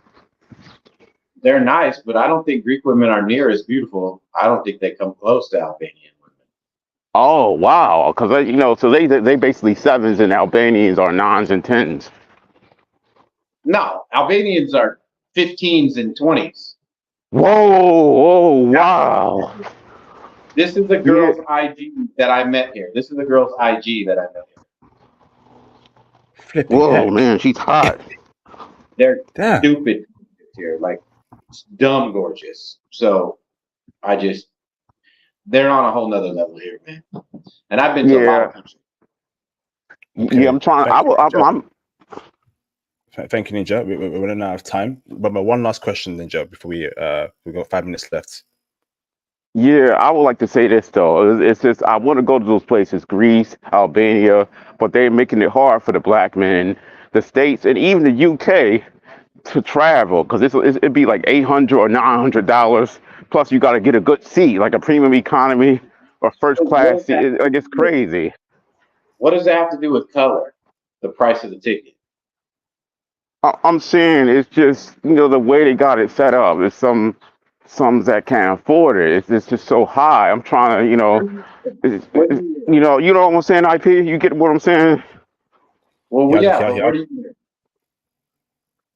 It's like the way Where, they got it, the way they got it Ninja, set up. Ninja, Where Ninja, where do you live? Where do you live? He asked. I live in Pennsylvania in the States. okay, Europe is expensive from the States. This is what I've learned because I was from Scottsdale. Okay, get to London and then make London your hub, and everything changes. Like all of Europe travel, I can go to the Leaning Tower of Pisa for €9. I think we lost it. Did we lose them? Yes. That's another reason if you want to know why I moved here, because I could go to Paris and Hungary and Romania and all that stuff for like under $30. All of them. Awesome. Eli, what's there? I can't see you, bro, in the background. Eli, if I can't see your brother, I can bring you on, bro. Okay. So, Mr. Thomas. Okay, Eli, you're confirmed. Turn your camera off or whatever. Leave it on. Eli. Okay, Eli. If I can't see the camera off, brother, or camera on. F it. All right, Thomas, I want to say thank you, bro, for your time, brother. Much appreciated, brother. We planned for 1 hour, went for another half an hour, so I appreciate the time you're taking out for the brothers here, Mr. Thomas. Thomas, do you have any last closing statements for the brothers, in terms of Albania or whatever? Break it down for you, bro. Like hit my IG for kind of like what he was saying about they make it so hard and so expensive. I do a lot of coaching on people having businesses that are online based or even maybe not online, but you can still be away from them so that they can travel. I do a lot of that. I don't know if you've heard of BMT's channel. We do something on Mondays once in a while called Money Mondays. So if these guys want a little bit of guidance or a little bit of help, I have hundreds of ideas of things they can do from almost free to like if you have a little money saved. Obviously, if you have a little money saved, it's like buying a paycheck, right? Because you can buy some businesses that are already built online and you can move along and become a traveling man quite quickly. But I would put out there, because of American mentality, it's very hard for us to understand living abroad and cost. I'll make it very easy. If you make about $3,000 a month online or passive or however, you can live very well in almost any country except for Monaco, Switzerland, Singapore, London. Like in the States, you can't do those. But I mean, literally everywhere else, it goes super far. In like Southeast Asia, it goes extremely far for like wild luxury. One last thing I'll show you from Malaysia. Have you seen what KL is like, Kuala Lumpur? No, I haven't, bro. No, please show us. So I'm going to show you how I was living there, and I was paying the same prices I was paying here. Okay, look at this. Was on the rooftop of the building that I was at. Damn, that's Kuala Lumpur. That's Malaysia. Flipping That's heck. Kuala Lumpur. Yeah, right. So this is the rooftop of what's called Star Residences, where I was living. And then there's 3 buildings that are 60 stories each, and they built a new restaurant on the other one. And this is the restaurant on top of my building. This is the restaurant. Yo, that's amazing, bro. And brother, And I was paying $800 a month for all of this. And you have like a commercial gym and a trainer. And they had 3 restaurants and 1 Michelin star restaurant. And you're going to see this pool here on the top of every building. They had this pool. Watch when I turn the corner. Like on the top of every building, they had a pool like this. So see the other buildings right there. That was considered like one of and this is what it looks like from the bottom. So when I came out of Tropicana Residences to see this is a different place I was at. Look at the Twin Towers. Look at this. It doesn't even look real. Amazing. Doesn't even look real. Yeah, and it's very cheap. Like you got like it's cheaper than Thailand. Honestly, it's Malaysia. cheaper than living that luxuriously. Yeah, when I would go out to eat, this is me. This is me just eating and having a cigar. Look at that. Looks like something in London. Like high tea. They do all that stuff there. But you're They do telling me all that. Malaysia is cheaper than Thailand for luxury Yes, life? it is. It is. So the first building that I was at, this was the pool. Look at this. And I paid like $50 for the night in there. Damn. That's insane. Malaysia's amazing though. It's a little boring, but I had a lot of work to do and I got so much of it done because of like they have everything, but it's inside the buildings, if that makes sense. So it's like a mission to do anything. So you have to want to. The other thing I want to show you guys real quick, if you want to go to Qatar, look at this. This was inside my hotel. This is the entry. What? That's insane. Yeah, they got money that coming out of their ears there. And this is the outside of the building right here. Whoa. Qatar is so rich.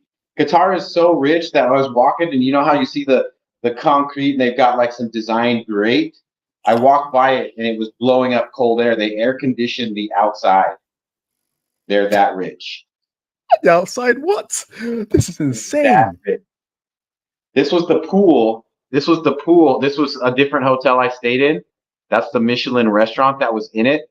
This was the Mondrian. Look at this pool. This is on the top level. Look at that. And then they have a DJ. And then this is one of the billionaire wives. Damn. Oh yeah, if you want to put money, don't go to Qatar. You're a small fry. They got billions. It's expensive there, isn't it, in Qatar? No, it's normal. It's normal. They just have so much money that you can't keep up with them, but you could still have a good time. I paid like 160 for my room a night there. But then like they ended up liking me and I got an upgrade for free. And look at this room they upgraded me to.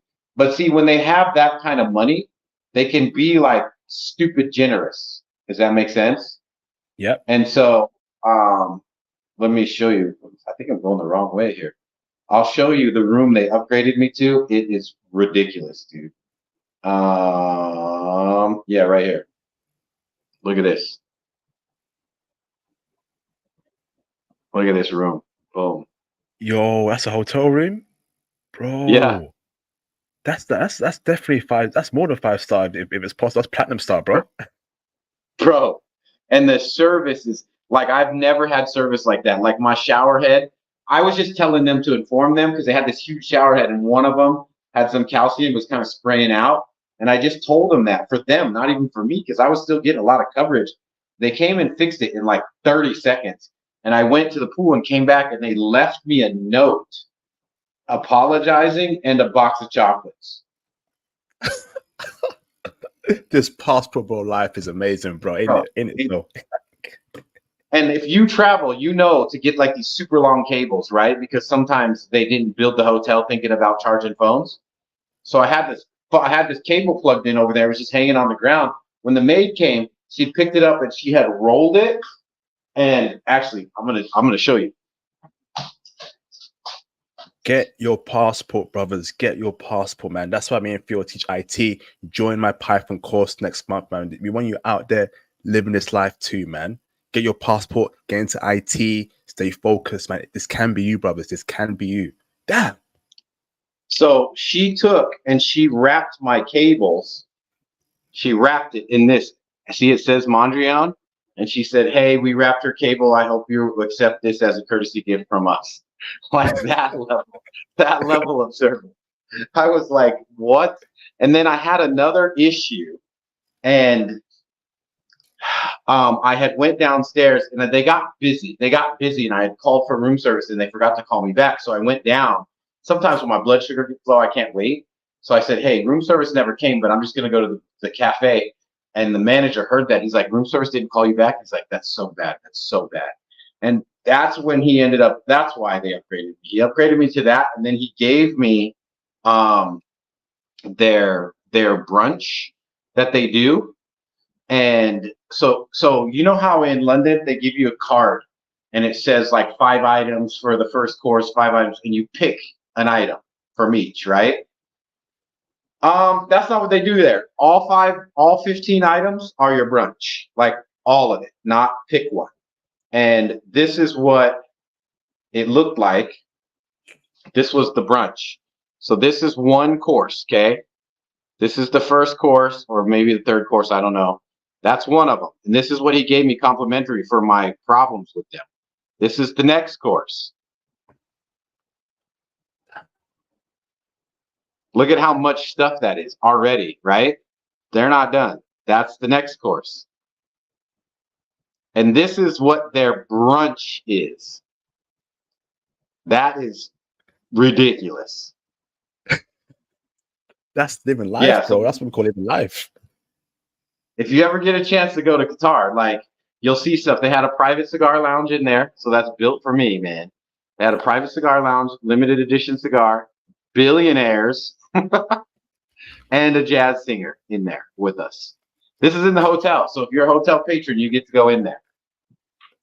It's dude. And there was so much more. Like I went to leave, and I was like, I kept telling my friends, they're like, "You haven't left the hotel?" And I'm like, "No." I was like, "There's a pool here. There's a caviar club here. There's a sports bar. There's a cigar lounge. There's a shisha lounge." And I was like, "But I might have to leave to go get my haircut." So I go downstairs, and I'm like, "Hey, where can I find a barber?" And she's like, "Downstairs." And I'm like, "What?" She's like, -1. I went down there. There's a beauty salon and a barber. Everything. Yo, that's crazy. Everything. The travel life is amazing, right? Oh, and there's a nightclub. I forgot. There's a nightclub in Montreal also. Damn. So, brother, how's the nightlife in Albania, in Tirana, brother? You've been out much? It is like Blaku gets going. Like Blaku gets going. I'm just not a big club guy, if that makes sense. But Blaku gets going. So Blaku is where, when during communism, where all the like generals and everything lived. So that's supposedly like the nice area. It's not nicer than this. Maybe the neighborhood is, but the apartment's not nicer, but it is more expensive. But you know, like the neighborhood, even if it's older, it's more expensive, you know? And but I mean, you're in London. Come visit sometime, bro. Do you travel? I do travel, bro. I do travel. But I'm in Birmingham, so just got some personal stuff I'm trying to sort out before I start traveling again, bro. But yeah, I was last in South Korea last year, in late last year. I'm not sure if you've been there, bro, but that was a bit iffy for I've me, been to South South Korea. Korea. How do you feel like it's there? very Man, clean not and really. cold. So go on, bro. Yeah, I've been there. But I mean, like, where do you normally go?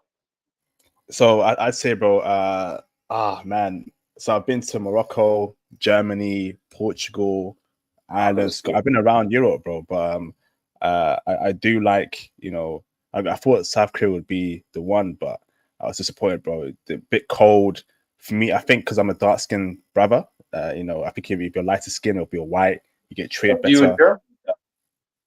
I love Germany, bro. They loved you too. I'm sure. I know they love brothers over there. I know Big they fan. do. They approach you there. Just like Oh. Brazil. They'll approach you in Brazil. Bro, Germany Where's your dream place? Well, I wonder if I've been there. Where's one place you want to go on your bucket list?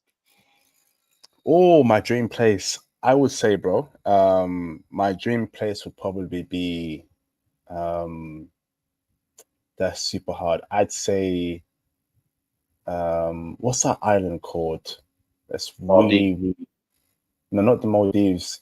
It's next to France. I did an interview last year. What's it called? Saint. Let me put it up. No, not Saint Kitts, man. Hold on. Island near France. It should be.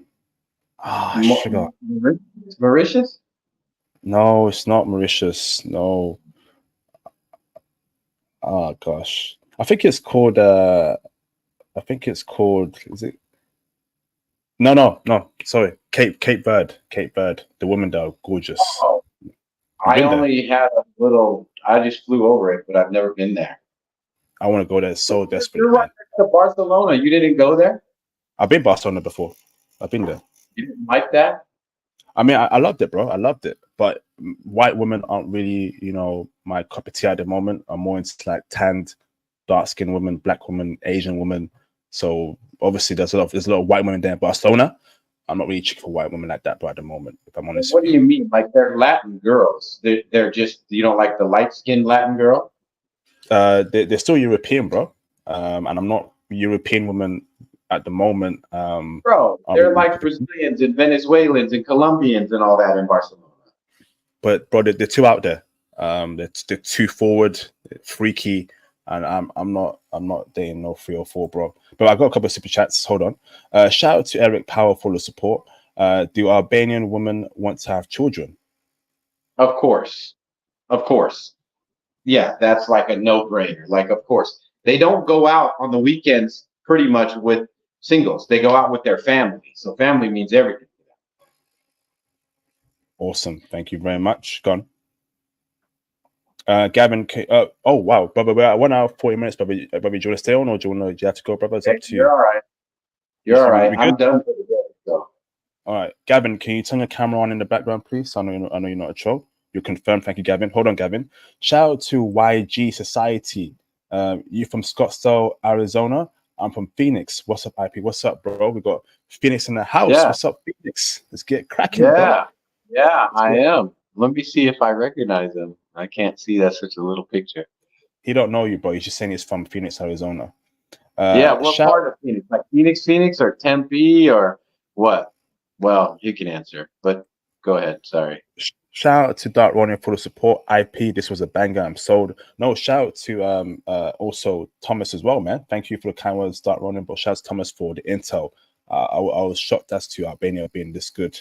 So, but in terms of safety in Albania, Thomas, is it safe in the nighttime, daytime, being by yourself as a black man, or the only thing you have to worry about is that they drive like maniacs. That's the only thing. Like they will. Because they got these AMGs that have all this horsepower, and the guys just want to drive, and they'll go down a road that's like kind of pedestrian. They'll come around the corner and wow, woo. And I'm always like, dude, someone's gonna get killed. Like that's about the only thing. To answer your nightlife question, I have a buddy that he's from Saudi Arabia up here. And we went to this place because I was hungry, and look at the vibe is kind of cool. So that's him. And look at the waitress. Look at her sparkle in her eye. Like they're such sweet. Ooh. But look at this place. Place is like vibes. They got all that stuff there. Yo, they got all that. Is he black, that Saudi dude? He's a brother? No. He says everyone thinks he is.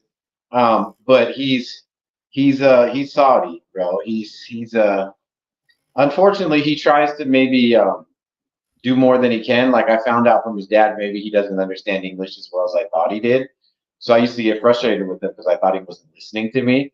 And his dad was like, he probably doesn't understand. He just doesn't want you to know that. Interesting. So, brother, is there any name of the spots you recommend in the nightlife? Any clubs, any bars, any names you can give us, brother? You can type for us in the chat. You want to go to a place called Pepper? It is cool. It's super vibey. I think I've got a little video of that too. But if you want to go super upscale, there's a place called Salt. And I was kind of shown this by a guy that I'm entering business with here. And he's very well known in the area. So he was kind of showing me. I'm a shisha guy, and I'm still kind of an OG. So I like this place called Fog. How'd you spell that? Huh? How'd you spell that? Sorry, Fog? Fog, F-O-G. Okay. And it's in a city called Comuna, which is like the center. It's older, but it's very established. So one thing that I like, the reason I fit in really good is this. I had to meet this American girl for business, and she had me meet her at this place called O1. And when we were sitting there, she was ordering drinks or whatever, and this guy was here. We were doing a transaction. and I look over, and there was a humidor with some fatty cigars in it, and behind it, the single tray cigar thing. And I was like, this is built for me. This country is built for me, man. Like cafes, dude, if they want to meet women, just go to the cafes. You're going to see 30 of them in 30 minutes. You don't even have to be good at it. You could fumble the ball 29 times. Awesome. Thank you, bro. Yeah, you can fumble. Any more? I think you had a caller, yeah? Yes, I do. Hold on, bro. Shout out to Chad the Great for the support. So to Chad, I'm late. I see you took my layup and got Thomas. Yes, indeed. Thank you, Chad, for the intel, bro, and for the link. Much appreciated. Chad, salute. He's a guy that I think he sent the IG for me to DM me, bro. So that's my dude, Chad. Appreciate you, bro. He's the one that said reach out to me. What's up, Chad? Shout out to Chad. Thank you, bro. Shout out to YG Society, Phoenix, Maryvale area. Okay, I know where he's at. Okay. So tell homeboy cool. Like, I'm interested in how he knew about me. I'm getting a lot of calls from people that are saying that I've been referred. Like people said you need to talk to Thomas Brown. I was like, wow, where's getting out? Let me So let me bring in Gavin after I bring in the domestic foreigner. You're up next, brother. Hold on. Let me bring in Gavin first. So Gavin, Exposure. How you doing, brother? Yo, IP, what's going on, bro? Good to hear from you, man. Yeah, Thomas, thank you so much for the insight, man. This has been really, really good. My question is really, really simple, man. And then I'll let you get to the next caller. But, with feminism on a rise, I really encourage brothers to, when you find a good girl, keep her and lock it down and just move forward with that. So building up to that, my question for you is, what areas in Albania would you recommend for a brother to go to if he's looking for something serious, like, a 6.5 to a 7 at least in looks? If he's just looking to settle down with somebody and not have to worry about racism, colorism, or any of that, where would you recommend in Albania, bro? Tirana, the capital, because there was a 600% increase in tourism last year. So they're starting to see and understand. And if he's American, I mean, I hate to say it, but we're definitely very VIP treated. Like, if they find out you're American, it's kind of like, even the businesses, man, like when they found out I was American, like he had all these people for this apartment, and when they found out I was American, I was getting it. So you definitely have some privileges with that, for sure. That's understandable. But like in terms of, I guess, if you're looking to find a wife and settle down with somebody, do you recommend any of the spots, like perhaps maybe coffee shops, parks, any recommendations there? If you see how many coffee shops there are here, you've got unlimited options. I mean, some of them have more cuter ones. This one, Momentum, right here by me, it tends to have the finest ones that I've seen. But when the games are going on, the women just come out, man. They're just everywhere. So I'm trying to explain to people here, they're behind in the feminism thing. They're not there yet. They're not even thinking about that yet. So I think you have a lot of opportunity here. But if you've dealt with European women, you got to have a little more game. They don't just jump on you. Like, they actually want to see what your character's about. So if you coming out like a Pookie or whatever, they're not feeling it. Like, you have to have a little more sophistication to date any European girl in any European country. Maybe Germany, you can get away with a little more G, right? But that's it. Like, in Europe, you gotta be a little classy. You gotta be a little sophisticated. That's definitely my thing, bro. Sophistication is all me. Not an issue at all. Well, you speak well. Yeah, you speak well. They care about that stuff. They speak very well. They're very intelligent. Europeans are very intelligent if you've ever been around them. So absolutely. You can't get things by them. Like, you know how our brothers sometimes they try to lie about it don't work that well unless the girl is just really like not feeling well about herself. Absolutely. And, honesty is key. And for brothers like myself that's looking for a wife, we're coming direct with the women. Like, it's no games at all. So I think that in itself provides leverage, if a brother is coming straightforward and honest in that regard. So I appreciate the information, Thomas. IP, as usual, thanks for accepting the call in, bro. I'm going to drop off. Thank you. Hey, real quick, you gotta have pace here, though. You gotta have pace. I've noticed that with here, especially, you have to progress it slow. They don't like you progressing anything fast here with the girls. That's very good to know. Steady and slow wins the race. Steady and slow. Yeah. Perfect. You have more, like my main problem in the States, girls would always say that I was too slow. I don't know how these girls can pick you in 2 weeks and you're their man. I don't know how they can do that. And in Barcelona, I was slow in a different way. Like I got blocked 6-7 times because I texted them for the first time 2 days later. In Barcelona, they don't play. But here, they kind of like, they want to know, like, you're interested, in the mistake that you can make is being too slow. Like you can't make that mistake in Barcelona. You got to be on it. And I respect the commitment they want from you, and they're okay if it doesn't work out. They just want, if you're going to get my number, be about it. I'm cool with that. But here, I can make the mistake, and like I'm American. Sometimes I just get on the computer and I just forget, and they're okay with that. It almost makes them more curious. Gotcha. Very good insight, Thomas. Thank you so much, IP. Thank you, bro. Much appreciated, brother. So let me bring in another caller. So the domestic foreigner. Okay, let me bring him in the background. Brother, give me a thumbs up. Can I bring you on with a camera on? Is that cool? Camera on, yeah? Okay, that's fine, brother. Let me bring you on. So shout out to the domestic foreigner. How you doing, brother? How are you, sir? I'm doing fine, brother. How you doing? What's going on? I had a quick question for you. Could you see yourself living long term in Albania? I already signed a year lease. I already signed a year lease here. Okay. Do you know how long you plan on staying?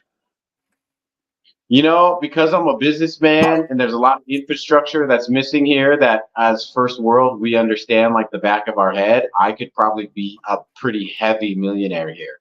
So yeah, I could see it. I can see it because I can fix some of this infrastructure. And if I do, there's sky's the limit, you know.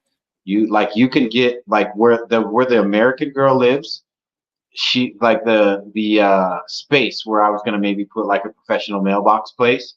The lease for it was 150 euros a month. Wow. And the way that you get it is you just put 3 months down. You just put 3 months in and you get it. Contract. There's no credit checks, nothing. Oh, okay. And would you actually consider buying property there or no? I would. There's an IG of something that shows like Albanian whatever, and a $200,000 house in Duras by the beach is like $1 million house in the United States. It was like amazing. Okay. Now, in terms of the general real estate prices in the main city, I think it's called Tirana, right? Yeah, that's where I'm at. If you wanted to get let's say a 2-bedroom apartment to purchase, in a middle class neighborhood, let's say, or a decent neighborhood centrally located, what do you think that would run you approximately? I already saw it. It's about 180, 190. I've already seen it. Oh, okay. Congratulations, man. I hope you get it. No, I don't believe in buying, man. I'm a renter. I don't see the point in buying at all. But if you're a buyer, yeah, it's good. I don't see the point in buying. Okay. Why not? Huh? So why not, brother? Why don't you buy property? If you ever really break it down. Okay, so you're getting a whatever percent loan, unless you pay cash, right? And then when you do the amortization table of that, you're paying all the interest first before you do principal. Okay. And then on top of that, your maintenance, everything you have to pay, your annual taxes, all of your HOAs, all of that stuff, it's more money than you're just renting. And all the rentals, when you travel, they're all furnished rentals. And so for me, I'm like, dude, I just pay the rent, which is a little bit less if you do long term. And you're not trapped. Like to me, if I did a 30-year mortgage, I'm stuck. So if I don't like the country or I don't like the place or the politics change, what do? They're not going to stop charging me, right? So for me, I'm just fine with renting. And I own a business, so all my rentals are write-offs anyways, 100%. So for me, it's not my thing. So I can understand that to a certain degree, but I mean, you always have the option to rent or Airbnb it out. But I don't want to manage it. That's the thing. I make money with membership sites online, so I get my money every month. Not that you That's, would. I'm not saying don't do that. I'm just saying that's me. I don't play that. Not right now. Maybe when I have wife and kids and I kind of need a constant place, then I'll do it. But right now, no way. Okay, and I have to say this the last thing, and I'll let somebody else on. I have to say I was a little shocked to see a brother in Albania, because I have some experiences with Albanians, both in Queens, New York, and in Germany, where I lived over a decade. And well, they're more rowdy over there. They're more rowdy over there. Over in Albania, you mean? No, in New York. I know the Albanians are rowdy over there. I never had any issues with them, but it was just known, particularly in Queens, that you don't cross those people or disrespect. Yes, right. I'm that way. I'm that way. You disrespect, betray me, you won't like me. So that doesn't bother me here. What I tell brothers that come here, because like you guys are very well polished, respectable brothers. But you've seen in some of the groups, yeah, there's a lot of pookies, like, and they all trying to prop themselves up all the time and causing problems. They shouldn't come here because they will match your energy. If you want to be respectful, they'll be respectful. If you want the smoke, they'll kind of give you the smoke if they think you're that person. Now, it's different if they're staring you down. They don't really want the smoke. But if you're starting it, they'll give you the smoke. No, understood. I mean, my experience was just that they're very serious. They don't like to lose face, and the men, yeah. They don't shy away from violence at a moment's notice in a general sense, and that's if you're dealing with the hardcore ones. And not only did I have experience with them in Europe and the United States, I also spent time in Kosovo with Kosovo Albanians as well, and it was more or less the same thing. Kosovo first, yeah. Yeah, I've heard. But this is what I found out. As long as you're respectful, you never have a problem with them, ever. Right. Never. So that's why I'm saying, if you have that type of brother that's, always trying to be different, always trying to, it's unfortunate in our culture. There's a lot of crabs in the bucket feel, right? If they bring that here, they're not gonna like this place. No, understood, and I agree full-heartedly. I've been to Central Asia, Europe, Middle East, and I've always kept the same method or the same way of carrying myself, just be respectful and humble, and I've never really had any serious problems in any of my travels. And I've been to places like Lebanon, Qatar, like you were just showing. Germany, they're actually kind people. I think that American media and American mentality just tells us just stuff that's just not true. It's just not true. When you get out here, it's just not true. Like they say Parisians are so snobbish. They are uppity, right? But what you watch them, they don't like the American way. We are very entitled and very arrogant. And I understand why they don't like that. Well, but referring to the causation, and the causation is that they don't realize that in France, meaning Americans, they don't realize that in France, if you behave like a typical American, it's generally considered rude or annoying there. But again, if you're humble and you're relaxed, if you've traveled, it sounds like you've traveled, right? Yes, sir. And when I started traveling, I remember I was in St. Lucia and I was coming back and I walked up and I knew what gate was the American gate. I was so embarrassed, loud, obnoxious, seeking attention, being rowdy. And everybody else was like standing there, being kind, being polite, being respectful. And I didn't even go stand by my gate. I was so embarrassed. I was like, we are awful, man. Like attention seeking, just awful. I just think it's the cultural norm and acceptable here, but in general, not anywhere else. I think that's so. I don't think it's done in a malicious sort of way, or I don't think it's malicious either. I don't think it's malicious either, but ignorance is ignorance, right? Well, I'm not going to argue with that. Yeah. So sometimes I'm just kind of like, listen, you're having issues because how are you going to walk in a Michelin star restaurant with me and be loud? Like what Michelin star restaurant in the world, in the entire globe? That doesn't happen, exactly. And then the old guys, I was so hungry that I came in with a hoodie, and that's not something you do in a Michelin star either.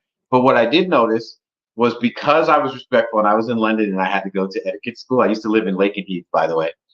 And I knew how to do all that. And when they saw that, it was like, oh, he's good. He's good.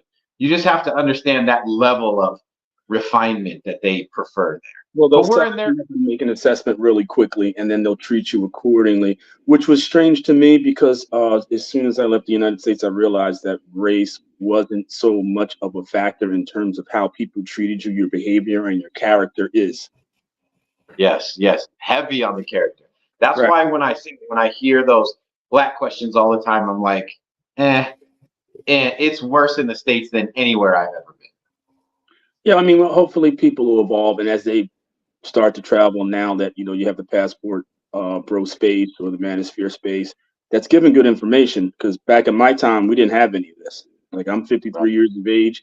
We The didn't military have technology when I started traveling back in the mid 90s. But now guys can see it online. They know it's real. They see the footage, and yeah, it's inspiring to people, and that's what helps them travel. So I'm happy you guys are doing what you're doing, because it's needed, especially for the younger generation. So Yeah, I mean, I've vowed that if I have kids, they're going to travel, because I want them to, like I was telling, Internet Passport or International Passport. What I was telling him was, when it started happening, the transformation, I started noticing that our healthcare is kind of a lie.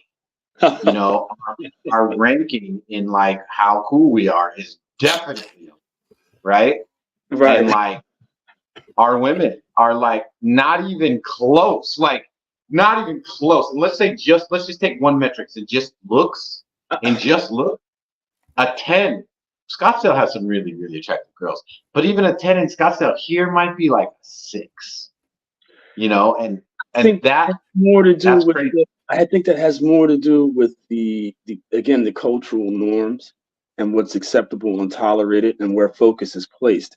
In the countries like the one you're in now, which is Albania, the cultural norm is not to leave the house without, for women anyway, not to leave the house without looking well, without looking like you're taking care of yourself, because that's shame, and because that's a shame that brings shame to the family, that brings shame to your family name, so they don't do it. And you don't have that in the States, so I can't really get on.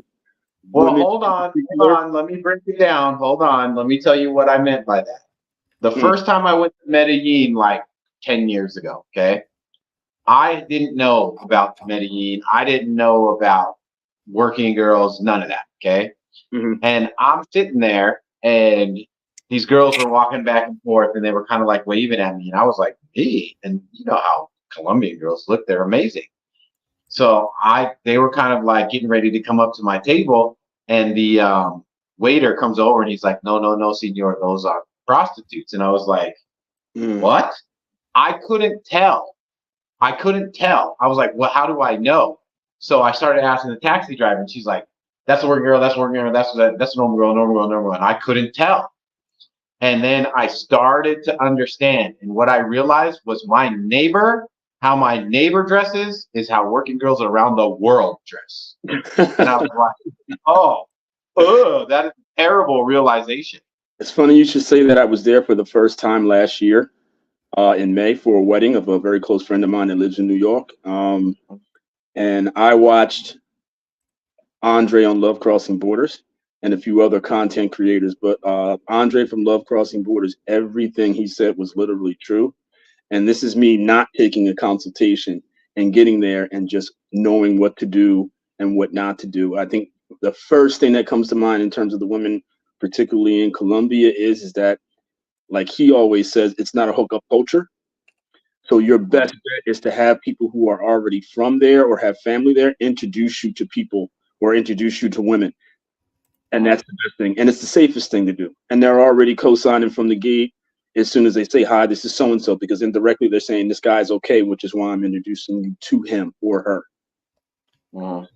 Yeah, but it's getting so crazy there. But I mean, I already had the talk with International Passport. I already had the talk with them. For me, I've struggled with the fiscal intelligence of Latin America.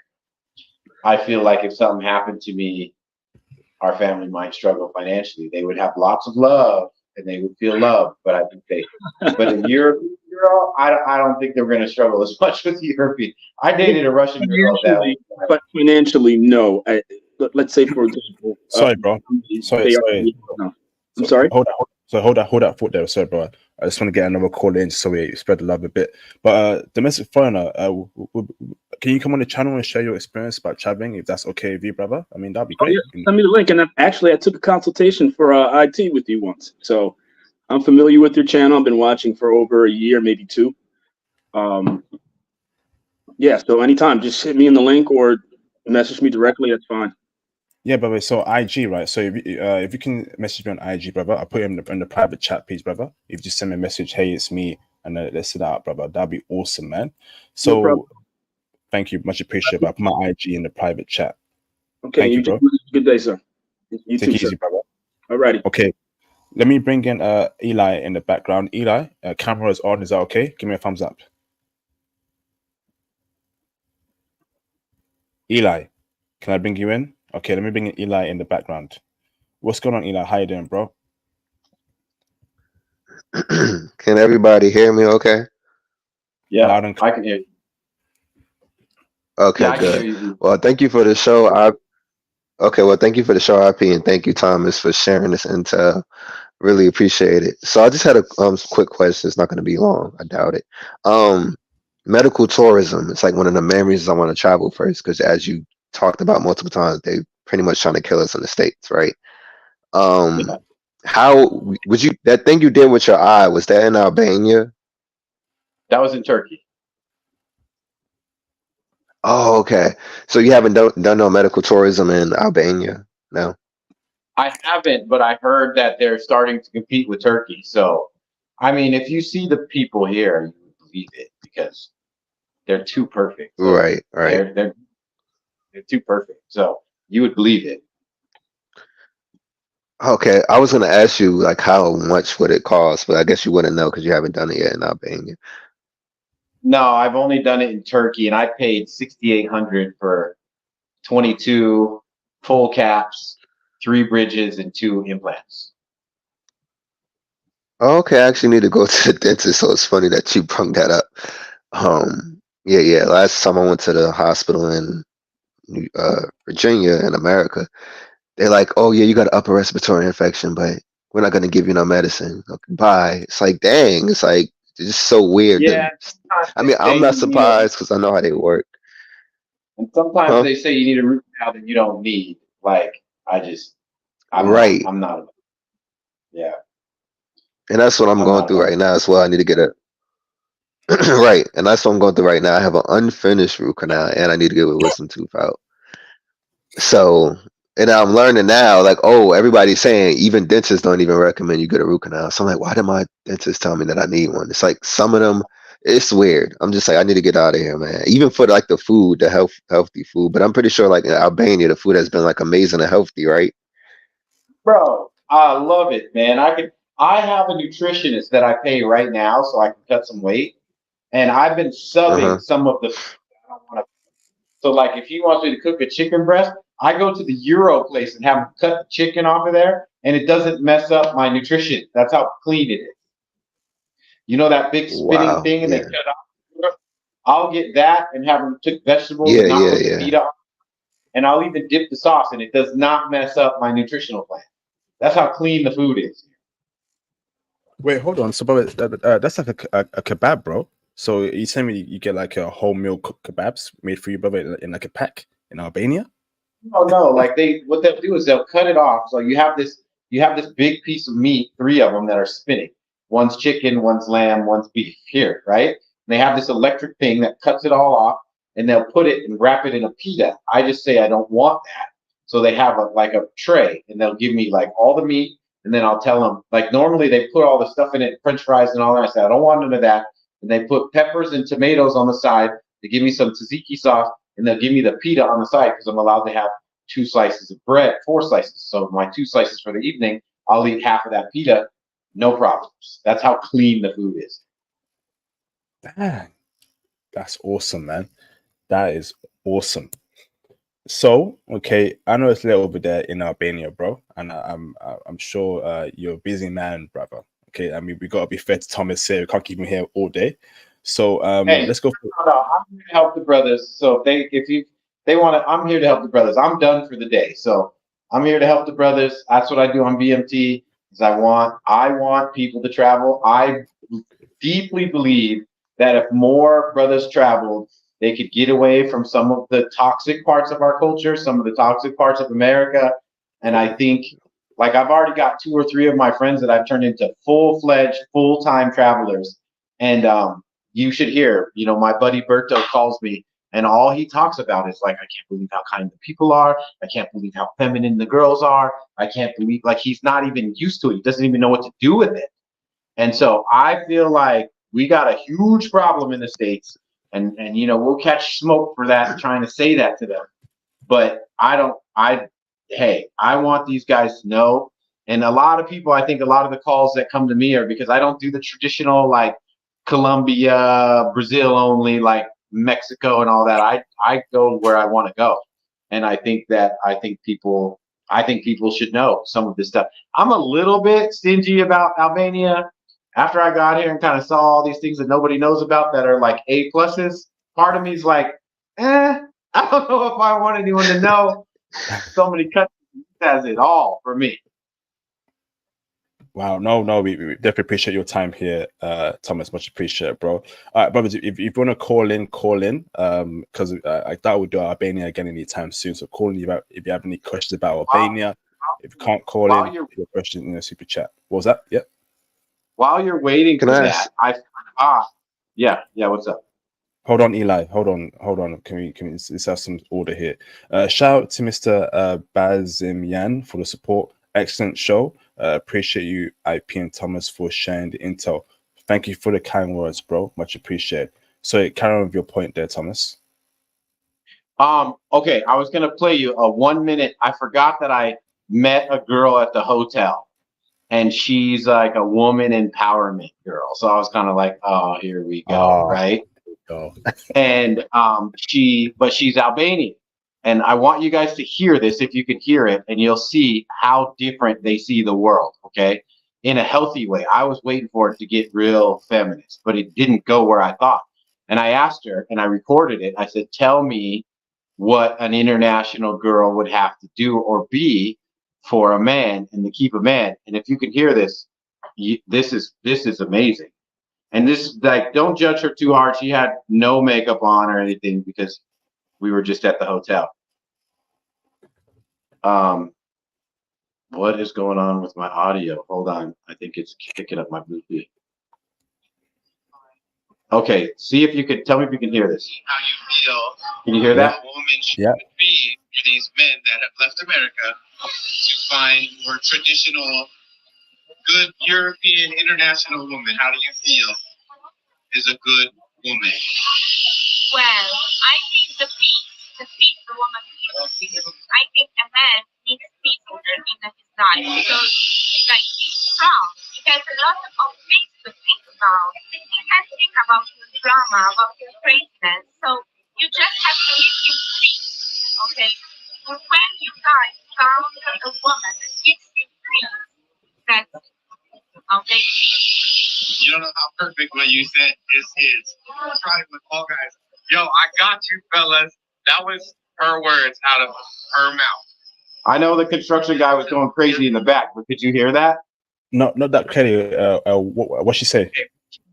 She said that to be a good woman for a guy, you need to bring a guy peace. She's like, he doesn't need your craziness and your drama when he's out in the world, fighting the world for your family. He doesn't need to come home to this drama and all your problems and all this. He needs peace. If you can provide a guy peace, I think you're a good woman. That's what she said. That was an Albanian woman empowerment girl that said that. Wow. Clear difference there. Clear difference. Big difference, bro. I was like, whoa, this is great, man. Because that is not what we get in the States. We do not get peace. shout out to Mr. Eric Powell for the support. I'm not sure if you answered this, but do Albanian women want to start families? We asked that, bro. He said yes. They want to have families. 100%. Yeah, we asked, yeah, they want to have kids, but he asked it like a half an hour ago. But thank you for the support, bro. So the rest of the phone, do you have a question? No, I'm just listening. If you need to bring somebody else on, that's perfectly fine. I did send you a message on Instagram. If you can confirm you received it. Who, me or him? International passport, sir. Okay. I received it. Thank you very much. All right, let's go on for another 10 minutes. It is getting late over here in the UK. I've got some work to do, and I know it's late over there as well. So last 10 minutes, let's go for last questions from Eli. Eli, any last question, bro, before I drop you off? Excuse me, sorry. Can you break down cost of living? What country would you compare it to? If that will help me understand it more. Let me think the country. Like you're saying, it's not really. Okay. Well, okay. So right now, for me, for my rent and my gym, and I pay €200 a month for my gym. Okay, and utilities and food. I probably spend 1,800, and that's me like eating out. That's expensive for a gym, bro. 200 a month. That's expensive. Yeah, but you need to see it. It's a whole nother world. It's got 1,800 what dollars in total? Yeah, total. But I'm living like okay. Sorry, I think there's a delay. Yeah, most people aren't paying for a $200 gym membership, right? Most people aren't eating out every day like me, every single day. So like with rent and utilities, I'm only at like $800. Wow. Thank you, Eli. Much appreciated, man. Okay, no, that's great, bro. Domestic foreigner, do you have any closing statements or last questions? Well, I have one last question. When dating Albanian women in Albania, did you have any pushback from family? Meaning the female, no, not necessarily yours. They have informed me that like if the family's not on board, just abort. Like they've let me know that if the family's not on board, just abort. Because the girl in general, they don't seem to like care. Like if they like you, right? Right. But if the family's on board, they said it can be dangerous actually if they're not on board. But if the family's okay with you, you're good. And then I asked them, I was like, what about all these guys that are all jealous and staring and mean mugging me? They're like, don't worry about them. Like the family's the only thing you got to find out. Now, have you ever met the family of a woman you've dated? No, I've been here only like a month, man. I haven't done more than just a little chatting and stuff. And plus, since I signed a whole year lease, it's different. Like I still had to buy comforters and plates and stuff. I still have a lot of things to do. Plus, I run a company, and then somehow, I did. I got a brand deal on accident, and that thing keeps me super busy. Okay, and you do affiliated marketing, is that correct? No, not at all. I build apps for like communities around corporations. So the one that we currently have out is called Moto Social, and it's in the App Store now, but we're not launching it until Sturgis.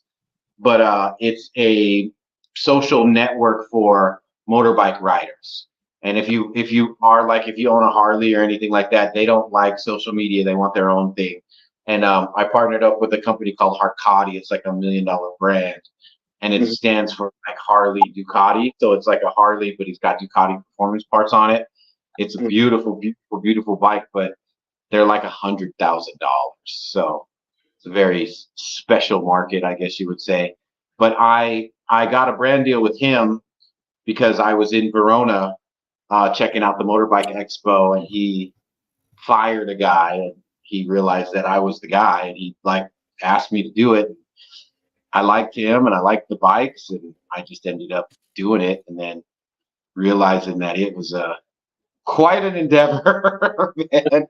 When you try to sell $100,000 product online, it's not easy. You know what I'm saying? Like people don't let go of that in person. So that's how Moto Social came about, and now I'm helping him make like branded helmets. And he's kind of like the AMG or the Mansory body kits or Rocket Bunny in Japan. He's kind of the like customizer. This is the site I built for him. That's the bike. See how it's a nice bike. Nice. Yeah, he made me one. Can you believe that? He made me one for the Moto Social thing and surprised me with it. I was like, "Oh, I'm not really a rider. I don't know how I feel about having $100,000 bike." Where did you keep the bike? Oh, I just keep it with him. Like they want to put it out in Sturgis, but he branded it. It's super cool. Like he branded it with all of my logoing, because this is like, if you go look at the app, that's the logo for it, right? Okay. And he branded it with all the logoing. I got pictures here, and it's a Moto Social bike. It's really cool, and he's I can't say too much because I'm under NDA with that reality show, but I think the bike's going to end up on the show also. Nice. Very nice. Very nice. Here we go. Ultimately, what I'm trying to do is work abroad myself, like I've already done in the past, but it's a bit more difficult now, and I have 2 small children, so it's a little hard. To put yourself in a position to do so, unless I do IT, which is why I took a consultation with International Passport. But yeah, that would be my goal. I don't know if I choose Albania. I'm a little bit more partial to South America because it's proximity to the United States, and you stay stay within the same time zone. So if I did have to work remote for a U.S. based company, it wouldn't be that much of a stretch in terms of working hours. Maybe Brazil too, because the hours aren't bad in Brazil. This is the bike he made for me. That's my bike. Wow, nice. Nice. But it's funny you should say Brazil, because I live in New Jersey, and in a neighborhood that's basically Brazilian and Portuguese.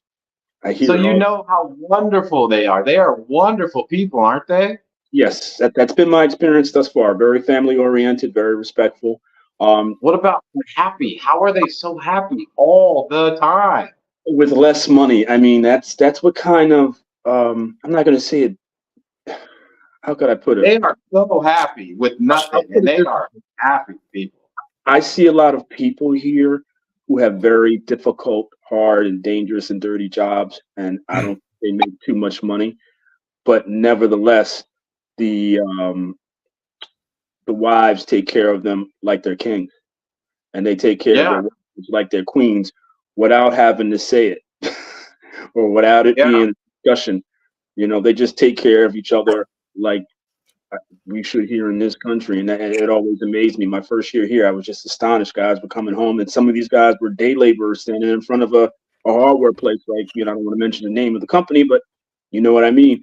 And when they came home, food is waiting. Yep. They'll take care of the kids, take them out for, the guys will take the kids out for a walk and give the wife a break. The wife makes sure she has food ready and the house cleaned up. He's lifting anything heavy and taking out the trash. And there's no discussion or back and forth or debate or constant change. And women's time is perfect with them.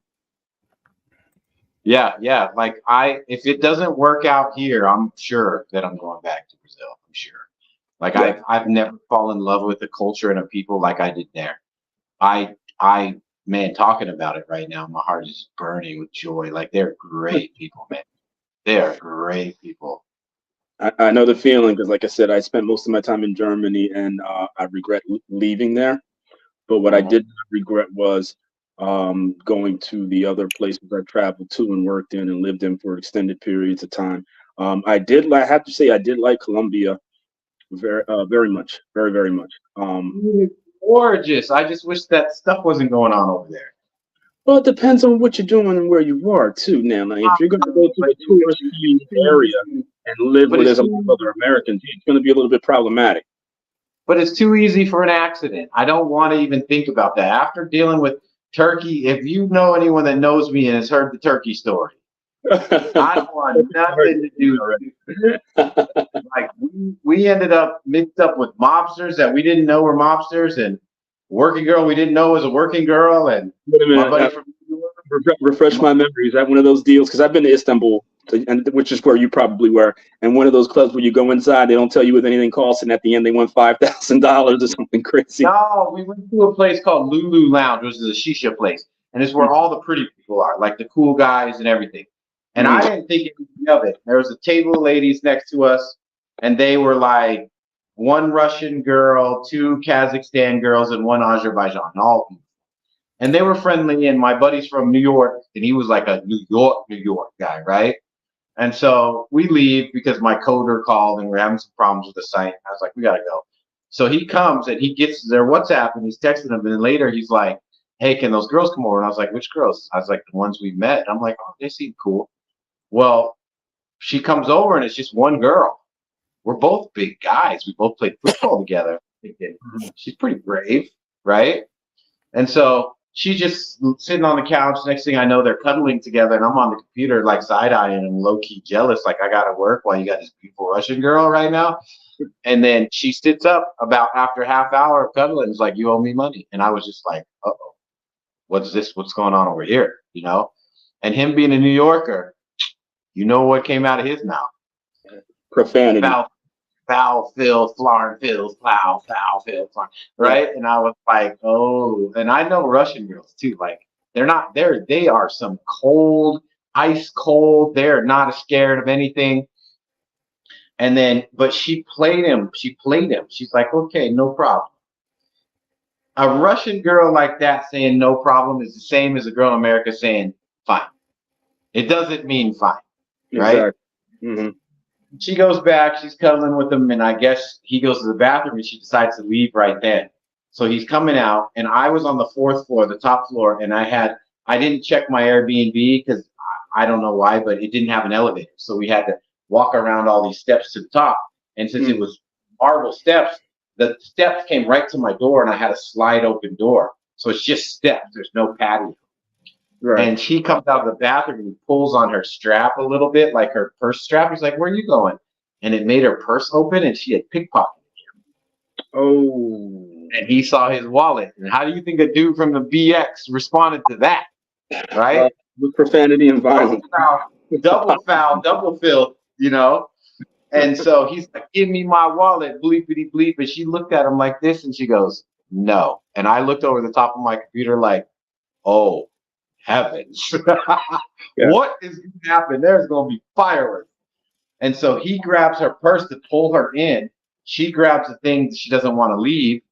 And he's pulling, and her purse snapped. And she was on the phone talking to someone and it whipped the phone out of her hand, dropped, its wallet came out, and her compact came out. He's my size.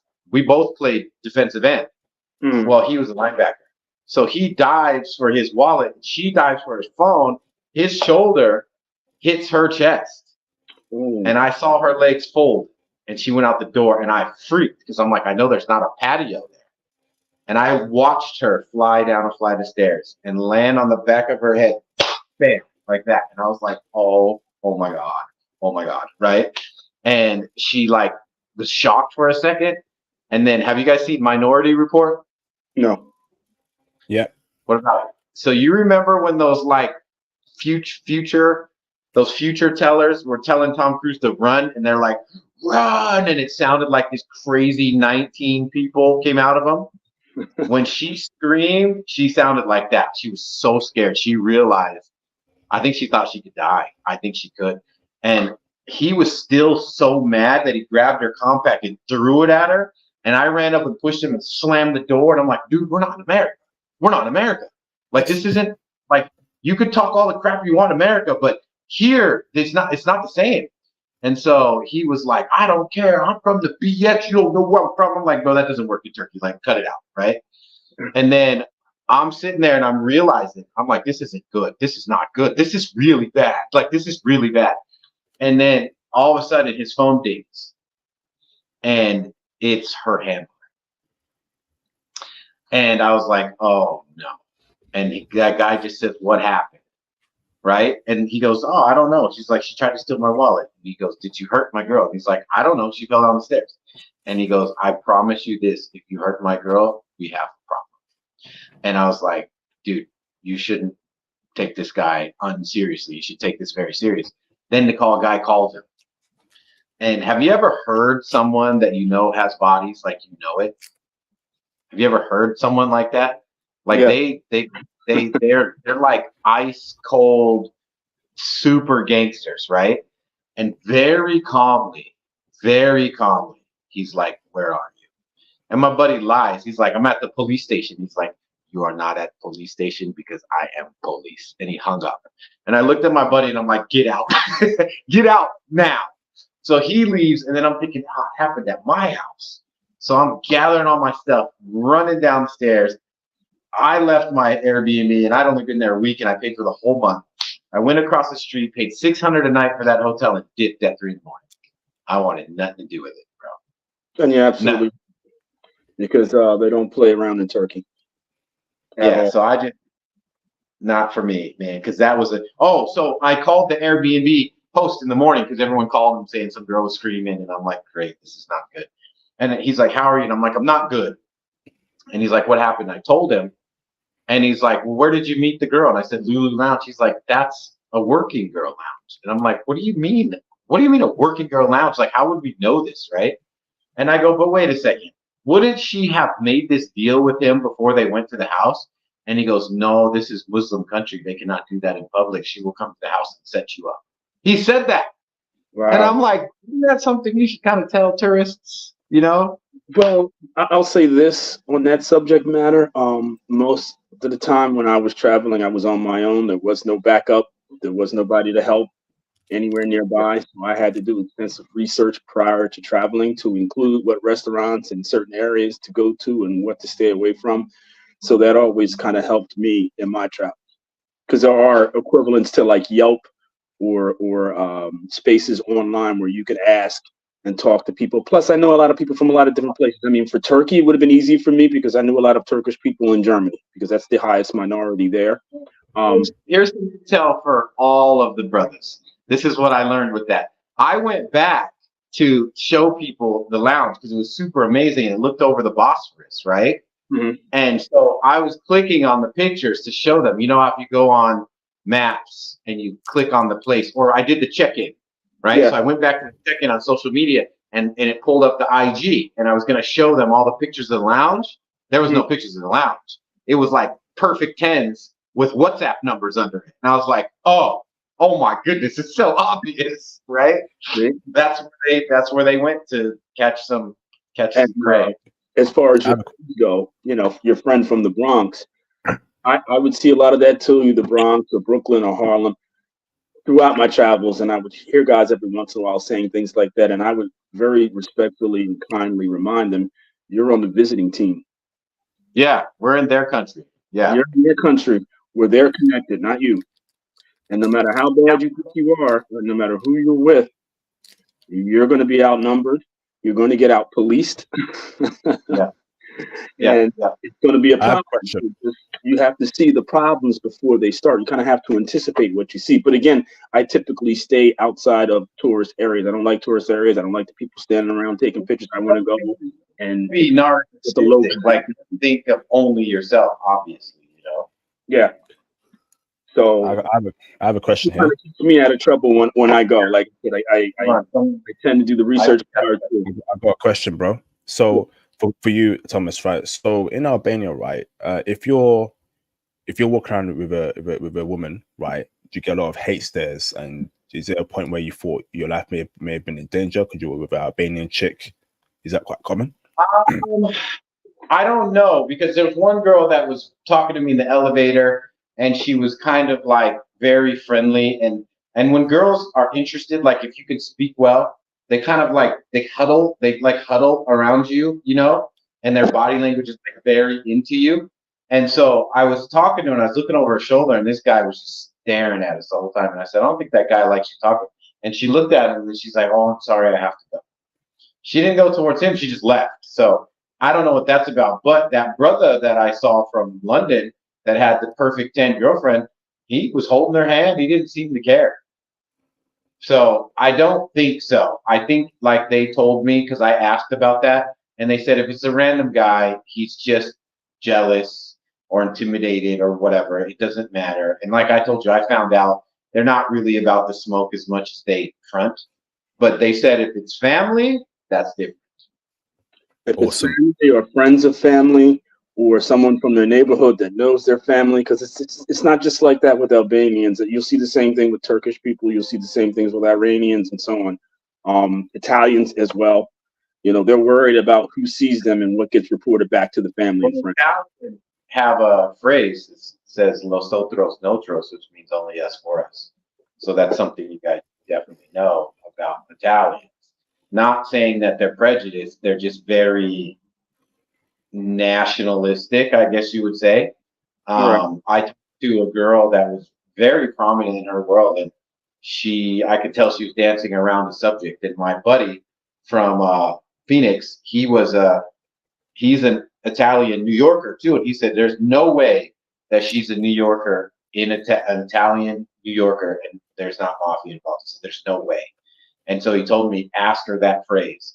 And this girl can talk, man. And I said to her, I said, hey, she was giving me some problems. And I go, oh, yeah, it's like that. She was like, what? And I go, los otros nosotros. And she was quiet for like 10 minutes. She's like, where'd you hear that from? That's never been spoken of. And I was like, whoa. Whoa. But where are you back in the U.S., sir? I'm from Scottsdale, Arizona. Arizona. Okay. Because I heard you say Scottsdale. I wasn't sure what state that was in.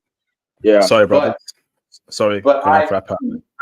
It's from what I've been picking up around the people is the men would be the ones that would have the issue mainly, and it's like 70-30. So like 70% of them are cool, and like even some of the 30 that seem not that cool, if they talk to you and you seem pleasant, they put all that away. But there's a couple that just want to hold on, and they're usually the ones that think they're the thought leaders or the emotional leaders or whatever. And there's that everywhere in the world, you know. But I don't feel that. Am I prepared? I'm prepared, but I'm also no drama for myself. Like, if the family doesn't like me, it's pointless because I would have to inherit that. I don't want that headache forever. And I've already been through that in the States. So I'll check out on that. I'll just take the piece. All right, thank you both. I need to head off. It's quite late over here. Got some work to do. So, do you have any closing statements, to Mr. Finer? No questions, just a statement, bro. If I drop you off. Oh, go ahead. You talking to me? I'm sorry. Yeah. Get your passport and go and get out there. Don't overthink it. Just get in there. It's not 90% of the time. It's way better than what you think it is. Awesome. Thank you, Thomas. And I would just say, continue to travel. And learn what's true and ignore what isn't. And you only do that when you actually go and make the experience for yourself, not through other people, not through YouTube videos. Get the information from YouTube, get the information from research, and go travel and figure out what it is for yourself. Yeah. Awesome. I want to say thank you to Mr. Foreigner. Much appreciated, bro. I want to say thank you to you, Thomas. Much appreciated, bro, for your time. It's definitely over there in Albania. Get some good rest, bro, and we'll definitely be in touch again, bro. So thank you, bro. Okay, salute. See you guys. All right, peace out, bro. Thank you very much, man. Peace. Okay, brothers. So great stream there. Great stream. So get your passports, travel. Shout out to Thomas for that intel. Once again, that's why me and Theo are doing the IT stuff. So Python course coming July 2024. Stay tuned for more information. Okay, make sure you join that Python course. You're going to be out there living the life as to what Thomas does. Okay, hard work, persistency, and working smart. You can do it. Okay. Also join the Patreon too. Okay, we got a private community on the Patreon. So when you become a paid member, you have access to all the videos, stock intel, crypto intel. So join the Patreon. Okay, and here's a link to the Patreon over here in the live stream chat. Join the Patreon, and of course look out for the Python course, man. Great stream. So if you want to get in touch with me as to you coming on the channel, okay, for an interview, send me a DM on Instagram. Okay, hey IP, blah blah blah, I've been here, can I do an interview? Yep, that's cool, man. Send me a DM on Instagram, pardon me, and we'll get it done. Okay, so DM me on Instagram. Okay, if you want to come on the channel for an interview, or any countries. Okay, so what countries do you want seen on this channel? Again, send me any profiles you want me to interview on Instagram. I will do my best to get that done. Again, shout out to Thomas, man. That was a great stream, man. That's a bro right there. We wish him a lot of success in what he does, prosperity, good health, good wealth, and and more life to Thomas, man. Well done, Thomas, for your success so far. I'm only wishing you more success in your life and your career so far. Salute to Thomas there. Again, join the Patreon, brothers. Join the Patreon. Give me a second, yeah. Let me just do something real quick. Hold on. Where is it? So brothers, yeah. Give me a second, yeah. Hold on. Let me just get something done. So in the live stream chat, where you're calling it from, where you're listening from, who you are, what country you're in, let me know, man. I'm gonna put myself on mute. Give me a second, please.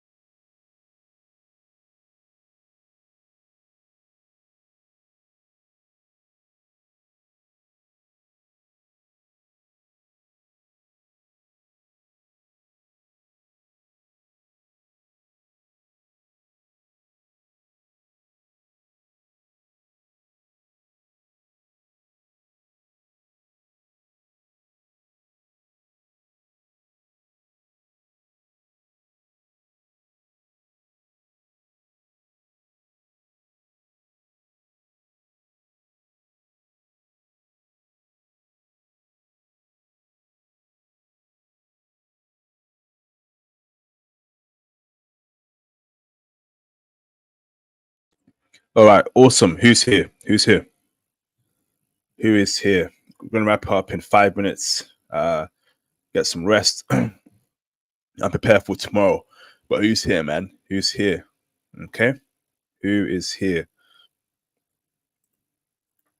Who's here? Oh, who's here? Moldova, Kosovo, Montenegro, North Macedonia. I'll do my best to get intel on that. Who's here? Press 1 if you're still here. Press 1 if you're still here. All right, brothers. Great stream again. Python course, July 2024. Don't forget that. Okay. Join the Patreon for stocks and crypto intel, travel intel, the whole 9 yards. That's on the Patreon. We got a private community on the Patreon too. Make sure you join that. So don't miss out, man. Don't miss out on the intel, right? Where we're sharing intel, sharing information, etc., etc. This was a great stream, shout out to Thomas for the intel, man. Albania, who would have thought that, a country in the Balkans, checking for brothers. Who would have thought, right? A country, checking for brothers. They're all checking for brothers. They're all checking for brothers. But guess what, right? You got to get your passport, right? You got to get your passport, brothers. You gotta get your passport. Okay? So let's go, bro. Let's go. Let's get it cracking, and let's keep on pushing forward, man. This gonna be our year, and we have to just keep on thriving, keep on pushing, and Thomas should have motivated you. Thomas should have motivated you, man. Thomas should have motivated you. Okay. Not at the moment, Dark Ronin, not at the moment. Maybe in the future, but not at the moment. So who's here, man? We got over 50 people watching on YouTube, but who's here? I'm about to end the stream in 2 minutes. In 2 minutes. Join the Patreon, join the Reddit page too. Passport Bros on top. Join the Reddit page. Get in touch with the community over there on Reddit. We're there as well, and just reach out to us.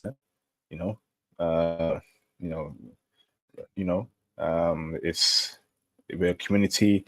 We ain't no Pookie, we ain't no Ray Rays. We're here to help each other out. So yeah. American football abroad, bro. We got to touch base, bro. We got to touch base. We got to do Slovenia. Your experience there in Albania, bro. Reach out to me when you're ready, bro. Okay, we've been waiting on you. Mongolia stream was classic last year, bro. We waiting on you, bro. I know you're busy, but when you're ready, please, man, reach out to me, bro. And no pressure though. When you're ready, bro. Okay, so last minute.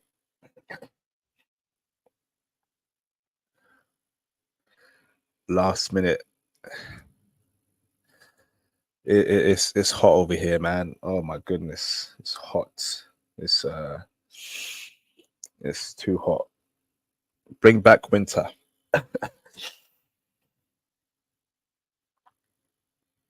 Bruv, it's hot. Last 30 seconds, man. Where's everyone listening from? Who's listening? Come on. Don't be shy, bruv. Remember, follow me on Rumble, Twitch, Kick. Follow me on Rumble, Twitch, Kick. And make sure you follow my Facebook page too. So if you're on Facebook, follow the Facebook page too. There'll be updates on the Facebook page, okay? Rumble, Facebook, etc., etc. To make things easy for you, I'll post my link tree, okay? And the link tree got everything, okay, for you to get in touch with me and be a part of the community. Okay, here we go. So YG Society says, are dreads accessible in IT? I don't see why not, bro. I've seen brothers in the IT space with afros, with dreads. I've seen dudes with tattoos. I've seen dudes with different color hair.